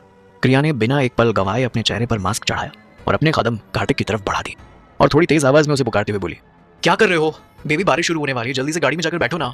जैसे ही कार्तिक और मैगी ने क्रिया की बात सुनी तो दोनों की आंखें हैरानी से फटी के फटी रह गई। दोनों को ही अपने कानों पर और आंखों पर विश्वास नहीं हो रहा था। मैगी तो हैरान होकर क्रिया को ऐसे देख रही थी जैसे क्रिया ने कुछ गलत बोल दिया हो। असल में कार्तिक का रिहैबिलिटेशन सेंटर क्रिया के अस्पताल के बगल वाली बिल्डिंग में ही था। कार्तिक वहीं से अपनी व्हील चेयर से धीरे धीरे अपनी गाड़ी की तरफ आ रहा था। इस वक्त उसके साथ मैगी और कुछ और बॉडीगार्ड्स भी थे। कार्तिक ने जैसे ही क्रिया की बातें सुनी तो पहले हैरान हो गया, पर जल्दी से उसने पीछे मुड़कर भीड़ की तरफ देखा जो लगातार कार्तिक पर हंस रहे थे। इन लोगों की बातें सुनकर कार्तिक समझ गया था कि क्रिया उसके लिए परेशान हो रही है, लेकिन अब कार्तिक मन ही मन बहुत ज्यादा खुश था कि धीरे धीरे क्रिया को उसकी फिक्र होने लगी है। शायद वो भी उसे पसंद करने लगी हो। कार्तिक ने कुछ नहीं कहा, तभी क्रिया ने फिर से थोड़ी तेज आवाज में कहा, हब्बी मैं बिल्कुल ठीक हूँ और हमारा बच्चा भी बिल्कुल ठीक है। जल्दी ही मैं और तुम पेरेंट्स बनने वाले हैं। जैसे ही आसपास खड़े लोगों ने ये बात सुनी तो सबके चेहरे की हवाइयां उड़ गई। किसी को भी अपने कानों पर विश्वास नहीं हो रहा था। कार्तिक मित्तल ने शादी कब की? अबे क्या ये शादीशुदा है? कार्तिक मित्तल की बीवी भी है और बच्चा भी। अरे अभी अभी तुमने से किसी ने कहा था ना कि ये बाप नहीं बन सकता। तुम सब लोग यहाँ गलत बातें फैलाना बंद करो है। अब सब लोग आपस में ही एक दूसरे को ताने दे रहे थे कि वहीं अभी तक क्रिया ने मैगी की मदद से कार्तिक की व्हील चेयर को गाड़ी में चढ़ा दिया था। कार्तिक ने पूरे टाइम कुछ नहीं बोला और एक शादीशुदा आदमी की तरह अपनी बीवी की सेवा को एंजॉय करने लगा। क्रिया तो पूरी तरह फॉर्म में ही आ गई थी और एक परफेक्ट आदर्शवादी बीवी की तरह कार्तिक को प्यार से डांट भी रही थी और उसकी परवाह भी कर रही थी। गाड़ी में बैठते ही गाड़ी अस्पताल के बाहर की तरफ जाने लगी। क्रिया ने बिना कोई संकोच किए कार्तिक से कहा, कार्तिक तुम्हारा आज का शेड्यूल पूरा हो गया? क्या तुमने रिहैबिलिटेशन में अच्छे से एक्सरसाइज की? क्रिया का सवाल सुनकर कार्तिक ने हाँ में गर्दन हिला दी। इस वक्त उसकी काली गहरी आंखों में सितारों की चमक साफ दिखाई दे रही थी। कार्तिक ने क्रिया की तरफ देखते हुए कहा, क्या कुछ देर पहले तुम्हें सच में मेरी परवाह हो रही थी? बाहर के लोगों पर ध्यान नहीं देना चाहिए। अगर उनकी फिक्र करती रहोगी तो जिंदगी में कभी आगे नहीं बढ़ पाओगी। कार्तिक भले ही ज्ञान दे रहा था, पर सच तो यह था ही कि 2 साल पहले तक उसे भी इन सब बातों से फर्क पड़ता था, जब तक वो ऑनलाइन अपनी काउंसलर कम दोस्त मिस केजी से नहीं मिला था। जब से केजी उसकी लाइफ में आई थी तब से उसने खुद को अहमियत देनी शुरू कर दी थी। कार्तिक की फिक्र वाली बात सुनकर क्रिया थोड़ी सी हड़बड़ा गई और इधर उधर देखते हुए बोली, ऐसी बात नहीं है। असल में मुझे वो लोग बिल्कुल पसंद नहीं जो खुद कुछ नहीं करते और बिना दूसरों के बारे में जाने उन पर हंसना शुरू कर देते हैं। क्रिया को इधर उधर देखते हुए देखकर कार्तिक के चेहरे पर मुस्कान आ गई। वो समझ गया था कि क्रिया इस बात का जवाब इतनी आसानी से तो नहीं देगी। कुछ सोचकर कार्तिक ने क्रिया से पूछा, मैं पूछना भूल गया, अब तुम्हारी दोस्त की तबीयत कैसी है? कार्तिक का सवाल सुनकर अचानक से क्रिया को कुहू की याद आई और उसका मुरझाया हुआ चेहरा उसकी आंखों के सामने आने लगा। क्रिया को कहीं खोया हुआ देखकर कार्तिक ने फिर से कहा, क्या हुआ? तुम्हारी दोस्त ठीक तो है ना? क्रिया जल्दी से अपने होश में आई और जवाब देते हुए बोली, हाँ वो बिल्कुल ठीक है, बस मैं उसके लिए सूप बनाने जा रही थी। जहां एक तरफ ये दोनों आराम से बातें कर रहे थे तो वहीं दूसरी तरफ कुछ देर पहले क्रिया की परफॉर्मेंस इंटरनेट पर आग की तरफ फैल गई थी। कार्तिक शादीशुदा है, ये बात इस वक्त इंटरनेट पर हर कोई सर्च कर रहा था। कुछ जगह तो रिपोर्ट्स आने भी शुरू हो गए थे, जहां रिपोर्ट्स का एक ही सवाल था कि क्या कार्तिक मित्तल शादीशुदा है? उसकी शादी कब हुई और वो अपनी वाइफ को दुनिया से इंट्रोड्यूस क्यों नहीं करवा रहे? अस्पताल के सामने जब क्रिया और कार्तिक बात कर रहे थे तो बहुत सारे लोगों ने उनकी तस्वीर खींच ली थी। सबको ये पता था कि व्हील चेयर पर बैठा आदमी कार्तिक मित्तल है, पर उसके सामने मास्क से अपना चेहरा छुपाए ये खूबसूरत लड़की कौन है किसी को नहीं पता था। अगले दिन तक मुंबई के साथ साथ पूरे एंटरटेनमेंट इंडस्ट्री में ये बात आग की तरफ फैल गई थी। कार्तिक के ऑफिस में लोग एक के बाद एक गॉसिप किए जा रहे थे। लोग कार्तिक के साथ मास्क में खड़ी लड़की को फ्रेम में रखकर हर जगह इस बात को वायरल कर रहे थे कि कार्तिक मित्तल शादीशुदा है और एक बच्चे का बाप भी बनने वाला है। यार कार्तिक मित्तल ने शादी भी कर ली और हमें इस बारे में पता भी नहीं चला। शादी ही नहीं की उन्होंने तो, बल्कि वो तो बाप भी बनने वाले हैं। क्यों ना हम उस मिस्टीरियस लड़की के बारे में पता लगाएं? कैसे संभालेगी क्रिया इतने बड़े स्कैंडल को? क्या हो? हर कोई बस कार्तिक के बारे में और उसकी बीवी के बारे में ही सर्च कर रहा था। के प्रोडक्शन के सभी एम्प्लॉयज को यही लग रहा था कि उनका सबसे ज्यादा जरूरी काम अपने बॉस की पर्सनल लाइफ के बारे में जानना है। लेकिन कार्तिक ने ये बात अनाउंस नहीं की, बल्कि उन्हें ये बात इंटरनेट से पता चली। टीम के मैनेजर ने आकर कहा, गाइस इसका मतलब कार्तिक सर के बारे में जो अफवाह थी वो गलत साबित हुई। बॉस कभी पापा नहीं बन सकते थे। दूसरे एम्प्लॉय ने कहा, अरे यार तुम तो जानते हो ना, मीडिया के सामने मरा हुआ इंसान भी जिंदा हो जाता है और उनकी बदौलत अच्छा खासा इंसान भी मर जाता है। अरे ये मीडिया वाले कुछ भी कर सकते हैं। ये बात सिर्फ यहीं तक नहीं रुकी, बल्कि एक और ग्रुप था जहां लगातार इन सब के बारे में बातें हो रही थी, मित्तल फैमिली ग्रुप। गिन्नी ने शॉक्ड होते हुए कहा, ओह माय गॉड, तुम लोगों ने कार्तिक की न्यूज देखी क्या? निम्मी ने उसकी बात पर गौर करते हुए पूछा, कौन सी न्यूज? इतने में डिग्गी ने कहा, कार्तिक भाई की शादी हो गई है और पूरे इंटरनेट पर ये न्यूज तस्वीरों के साथ वायरल हो रही है। गिन्नी ने खफा होते हुए कहा, कार्तिक ने शादी कर ली और हमें बताया भी नहीं? ऐसा कैसे हो सकता है? मुझे विश्वास नहीं हो रहा। लोगों ने बिना वजह कहीं फोटोशॉप करके ये बात मीडिया में फैला दी होगी। इतने में डिग्गी बोल पड़ी, शायद आप भूल रही हैं, हमारा भाई कार्तिक इतना भी भोला नहीं है कि लोग उसके बारे में कोई गलत न्यूज़ फैलाएंगे और वो अभी तक कोई एक्शन नहीं ले। कोई ना कोई तो सच्चाई जरूर होगी ना इस बात में। निम्मी ने शॉक्ड होते हुए कहा, आप दोनों बाद में झगड़ा करना, जल्दी से जाकर देखते हैं कि मम्मी पापा का क्या रिएक्शन है। कहीं वो लोग इस सदमे को बर्दाश्त नहीं कर पाए तो। तीनों बहनें आपस में बात कर रही थी, तभी नीचे से एक आदमी की जोर से चिल्लाने की आवाज आई, गिन्नी, निम्मी, डिग्गी, जल्दी से नीचे आओ, और ये इंटरनेट पर चल क्या रहा है? नीचे से आवाज देने वाला आदमी कार्तिक मित्तल का मौसा जगदीश मित्तल था और उसके बगल में खड़ी उसकी धर्मपत्नी थी सीमा मित्तल। डिग्गी, निम्मी और गिन्नी तीनों ही कार्तिक की बड़ी मौसेरी बहनें थी। इन तीनों में गिन्नी सबसे बड़ी थी और निम्मी उससे छोटी और डिग्गी सबसे छोटी, पर फिर भी वो कार्तिक से बड़ी थी। कार्तिक अपनी तीनों बहनों का लाडला भाई था। कार्तिक के अपने परिवार के खत्म होने के बाद, उसके एक्सीडेंट के बाद सीमा जी और जगदीश जी अपनी बच्चियों के साथ अमेरिका से वापस आ गए थे और कार्तिक को परिवार की कमी कभी महसूस नहीं होने दी। वो लोग हमेशा कार्तिक के साथ थे, हालांकि रहते थे अलग घर में। वैसे भी कार्तिक को डिप्रेशन की वजह से किसी के साथ रहना अच्छा नहीं लगता था। हाँ, वो वक्त वक्त पर इन लोगों से बातें करता था, मगर अपने गम किसी को नहीं बताता था। अपनी बहनों की जिद करने पर कार्तिक कई बार अपने मौसा मौसी के साथ उनके घर पर भी रुक जाता था और कई बार शांति के लिए अपने विला पर आ जाता था। तीनों बहनें कार्तिक को अभी भी बच्चा कहकर बुलाते थे, जिस वजह से कार्तिक अपनी मनमानी करता रहता था। जगदीश जी की आवाज सुनकर तीनों बहनें भागते हुए नीचे आई और तभी जगदीश जी ने थोड़ी सख्त आवाज में कहा, ये सब चल क्या रहा है इंटरनेट पर? और कार्तिक ने शादी कब की? ये कौन है लड़की? पूरे टाइम जिसे तुम बच्चा कहकर बुलाती हो, वो एक बच्चे का बाप बनने वाला है। हो सकता है कि हमारे खानदान का कोई चिराग भी हो। कब से चल रहा है ये सब? तुम तीनों को पता था ना? जैसे ही तीनों बहनों ने देखा कि बात उनके ऊपर आ रही है, तो उन्होंने एक साथ मना करते हुए कहा, बिल्कुल नहीं पापा, हमें नहीं पता कि घर में ये सब चल क्या रहा है। हो सकता है कोई अफवाह हो, जरूरी नहीं है कि ये सब कुछ सच हो। आप सब लोग ज्यादा एक्साइटेड मत होइए, मैं अभी कार्तिक से मिलने उसके ऑफिस जा रही हूँ। वहीं इन सबसे अलग कार्तिक अपने ऑफिस में बैठा हुआ काम कर रहा था। तभी डिग्गी दन दनाते हुए बिना नॉक किए कार्तिक के केबिन में अंदर घुस गई और जरूरत से ज्यादा प्यार दिखाते हुए बोली, मेरे छोटे भाई, क्या कर रहा है तू? कार्तिक अपने लैपटॉप में घुसा हुआ लगातार कोई काम कर रहा था। जैसे ही उसने डिग्गी की आवाज सुनी तो बिना सिर उठाए थोड़ा सीरियस होकर बोला, क्या चाहिए दीदी, यहाँ क्यों आई हो? कार्तिक अच्छे से जानता था कि उसकी दीदी डिग्गी यहाँ क्या करने आई है। एक्चुअली डिग्गी और कार्तिक में तो सिर्फ 2 ही साल का अंतर था और दोनों ही हमेशा लड़ते रहते थे, एक दूसरे की टांग खींचने का कोई भी मौका नहीं छोड़ते थे। कार्तिक ने जब अनजान बनने का नाटक किया तो डिग्गी ने अपने दोनों हाथ उसकी टेबल पर रखे और थोड़ा उसकी तरफ झुककर नाराज होते हुए बोली, ब्रो, क्या ये सब कुछ सच है? तुम्हें तुम्हारे होने वाले बच्चे की माँ मिल गई और तुमने हमें बताया भी नहीं ब्रो। बाय द वे, कौन है वो? कैसी दिखती है? अरे खूबसूरत है या नहीं? कार्तिक ने जब देखा कि दीक्षा यानी डिग्गी को ज्यादातर सब कुछ पता है, तो उसने अपनी आईब्रो ऊपर उठाते हुए घूर कर दीक्षा को देखा और सीरियस होने का नाटक करते हुए बोला, अवार्ड विनिंग जर्नलिस्ट कम के प्रोडक्शन की एस्टीम्ड पब्लिक रिलेशन डायरेक्टर दीक्षा मित्तल, आपने ये अफवाह कहां से सुनी? कार्तिक को अभी भी नाटक करते हुए देखकर दीक्षा वहीं पास की कुर्सी पर बैठ गई और पास में रखी हुई पानी की बोतल को जोर से टेबल पर रखते हुए बोली, पूरे इंटरनेट पर यह बात वायरल हो गई, इंडिया में बच्चे बच्चे से पूछो, उसे भी पता है। दीक्षा ने जल्दी से अपना फोन निकाला और उसमें से एक फोटो को जूम करके दिखाते हुए बोली, अब बोलेगा भी, है कौन ये लड़की? असल में दीक्षा तो बस कार्तिक का घर बसते हुए देखना ही चाहती थी। वो चाहती थी कि एक अच्छी लड़की उसकी जिंदगी में आ जाए ताकि कार्तिक पहले की तरह नॉर्मल जिंदगी बिताए और खुश रहे। आखिर उसने कार्तिक को दर्द में तड़पते हुए देखा था, उसे डिप्रेशन में जाते हुए देखा था। पूरे परिवार ने अपनी तरफ से पूरी कोशिश की थी कि कार्तिक ठीक हो जाए, पर कार्तिक धीरे धीरे लोगों से कटता ही चला गया था। कार्तिक ने बात पलटते हुए कहा, ये सब क्या है दीदी? तुम पब्लिक रिलेशन डिपार्टमेंट की डायरेक्टर हो, तुम्हें इस गॉसिप को हैंडल करना चाहिए, ना कि यहाँ बैठकर मेरे साथ इस गॉसिप को कंफर्म करना चाहिए। कार्तिक की बात सुनकर दीक्षा ने मन ही मन कहा, जब ये सारा कांड कर रहा था तब तुझे याद नहीं आया कि मैं पब्लिक रिलेशन डिपार्टमेंट की हेड हूँ?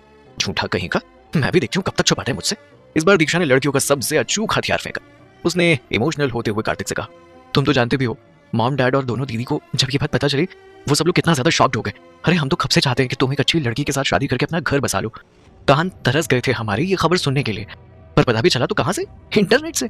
तू अच्छे से जानता है कि तू हमारे लिए कितना मायने रखता है, फिर भी तू हम ही से ये सारी बातें छुपा रहे। इतना कहकर दीक्षा ने हल्के हल्के आंसू अपनी आंखों में लाने शुरू कर दिए। वहीं सामने बैठा कार्तिक अपनी बहन की नौटंकी देख रहा था। वो इमोशनल थी पर उसकी बातों में एक आंसू भी नहीं गिरा। उसे रोना नहीं आ रहा था क्योंकि उसने ये सारे डायलॉग बिना इमोशन के बोले थे। कार्तिक ने एक नजर उठाकर दीक्षा को देखा और घूर कर देखते हुए बोला, बस करो दीदी, वरना मैं तुम्हें पीआर डिपार्टमेंट से उठाकर एक्टिंग डिपार्टमेंट में डाल दूंगा। दीक्षा कहाँ रुकने वाली थी, लेकिन उसने कार्तिक की धमकी को साइड में रखा और वापस उसके टेबल पर ऑलमोस्ट झुकते हुए बोली, अपनी बकवास बंद कर, मुझे सच सच बता, कहीं ऐसा तो नहीं है कि तेरी कोई नाजायज औलाद भी है? कहीं तू एक्सीडेंट से पहले ही तो उस लड़की के साथ रिलेशन में नहीं है? तूने इतने सालों तक ये बात हमसे छुपाई, मुझे विश्वास नहीं हो रहा ब्रो, तू इतना कैसे बदल सकता है? मान जा मेरी बात, मिलवा दे मुझे उस लड़की से। अपनी बहन की बात सुनकर कार्तिक ने सिर पकड़ते हुए कहा, दीदी आप तो अच्छे से जानती हो ना कि मुझे गाइनोफोबिया है। जैसे ही दीक्षा ने बात सुनी तो पास में रखा हुआ पेन उठाया और उसे ऑलमोस्ट कार्तिक की तरफ फेंकते हुए बोले, ये गाइनोफोबिया वाली बात मुझे तो कहना भी मत। भले ही मॉम डैड और दोनों दीदी तुम्हारी बातों पर विश्वास कर ले, पर मुझे अच्छे से पता है कि तुम उस इंटरनेशनल स्टार सिया के साथ फिजिकल रिलेशनशिप में थे। मैं एक एंटरटेनमेंट जर्नलिस्ट हूँ, तेरी एक एक करतूत के बारे में अच्छे से जानती हूँ। तू जानबूझकर ये गायनोफोबिया का नाटक करता रहता है ना, ताकि किसी भी लड़की को घर पर मम्मी पापा से मिलवाने से बच सके। कार्तिक जानबूझकर इस वक्त क्रिया के बारे में अपनी फैमिली को नहीं बताना चाहता था, क्योंकि अभी तक तो क्रिया उसे पसंद करने ही लगी थी। अगर इतनी जल्दी उसके परिवार वाले मिलने के लिए कहेंगे तो प्रेशर में आकर कहीं क्रिया परेशान ना हो जाए। यही सब सोचकर कार्तिक ने गहरी लंबी सांस ली और दीक्षा से कहा, दीदी मैं सच कह रहा हूँ, मैं इस लड़की को नहीं जानता। पता नहीं ये लोग फालतू में इस तरह की बकवास क्यों करते हैं। आप तो जर्नलिस्ट रह चुके हैं ना, आपको तो पता है कि आजकल की लड़कियां फेमस होने के लिए किस हद तक चली जाती हैं। अरे बस ये लड़की भी मेरा इस्तेमाल कर रही है। कार्तिक की बात सुनकर दीक्षा ने ध्यान से उस फोटो को देखा। कहीं ना कहीं उसे भी ये बात सच लग रही थी और इसीलिए उसने आगे कार्तिक पर कोई प्रेशर नहीं डाला। लेकिन फिर थोड़ा उदास होते हुए कहा, कितने सालों के बाद तो ऐसी न्यूज सुनने को मिली थी और इसे भी झूठा होना था क्या? मॉम डैड को पता चलेगा तो वो कितना दुखी होंगे। दीक्षा की बात सुनकर कार्तिक ने हंसते हुए कहा, सच सच बोलो दीदी, आपको मेरी नहीं खुद की चिंता है, क्योंकि अगर मेरी शादी की बात घर में चलेगी तो आप कुछ टाइम और शादी के झंझट से बच जाओगी और कोई भी आपको शादी करने के लिए फोर्स नहीं करेगा। दीक्षा की उम्र काफी हो गई थी शादी की, उसे अभी तक कोई लड़का ही पसंद नहीं आ रहा था। वैसे तो दीक्षा इन सब बातों पर ज्यादा ध्यान नहीं देती थी, पर घर पर सभी लोगों को उसकी शादी की बहुत चिंता थी और हर वक्त उसकी बहनें और माँ बाप उसे शादी करने के लिए फोर्स करते रहते थे। दीक्षा ने जब कार्तिक की बात सुनी तो उसे हंसी आ गई और उसने हंसते हुए कहा, तू मेरा सच्चा भाई है, तुझे अच्छे से पता है कि मेरे दिमाग में कब क्या चल रहा होता है। हंसते हंसते अचानक से कार्तिक ने थोड़ा उदास होते हुए कहा, दीदी मैं सच में अपने लिए एक अच्छा लाइफ पार्टनर ढूंढना चाहता हूँ, पर मुझ जैसा अपाहिज किसी लड़की को भला पसंद आएगा क्या? हंसते हंसते अचानक से दीक्षा चुप हो गई। उसके चेहरे पर उदासी साफ दिखाई दे रही थी। उसने कार्तिक का हाथ अपने हाथ में लिया और बहुत प्यार से बोली, कार्तिक मैंने तुझे कितनी बार कहा है, खुद को अपाहिज बोलना बंद करो यार, तुम्हें समझ नहीं आता है क्या? तभी दीक्षा के दिमाग में कुछ क्लिक हुआ और उसने कार्तिक की बातों को याद करते हुए उससे कुछ ऐसा कहा कि कार्तिक सोच में पड़ गया। ऐसा क्या याद आ गया था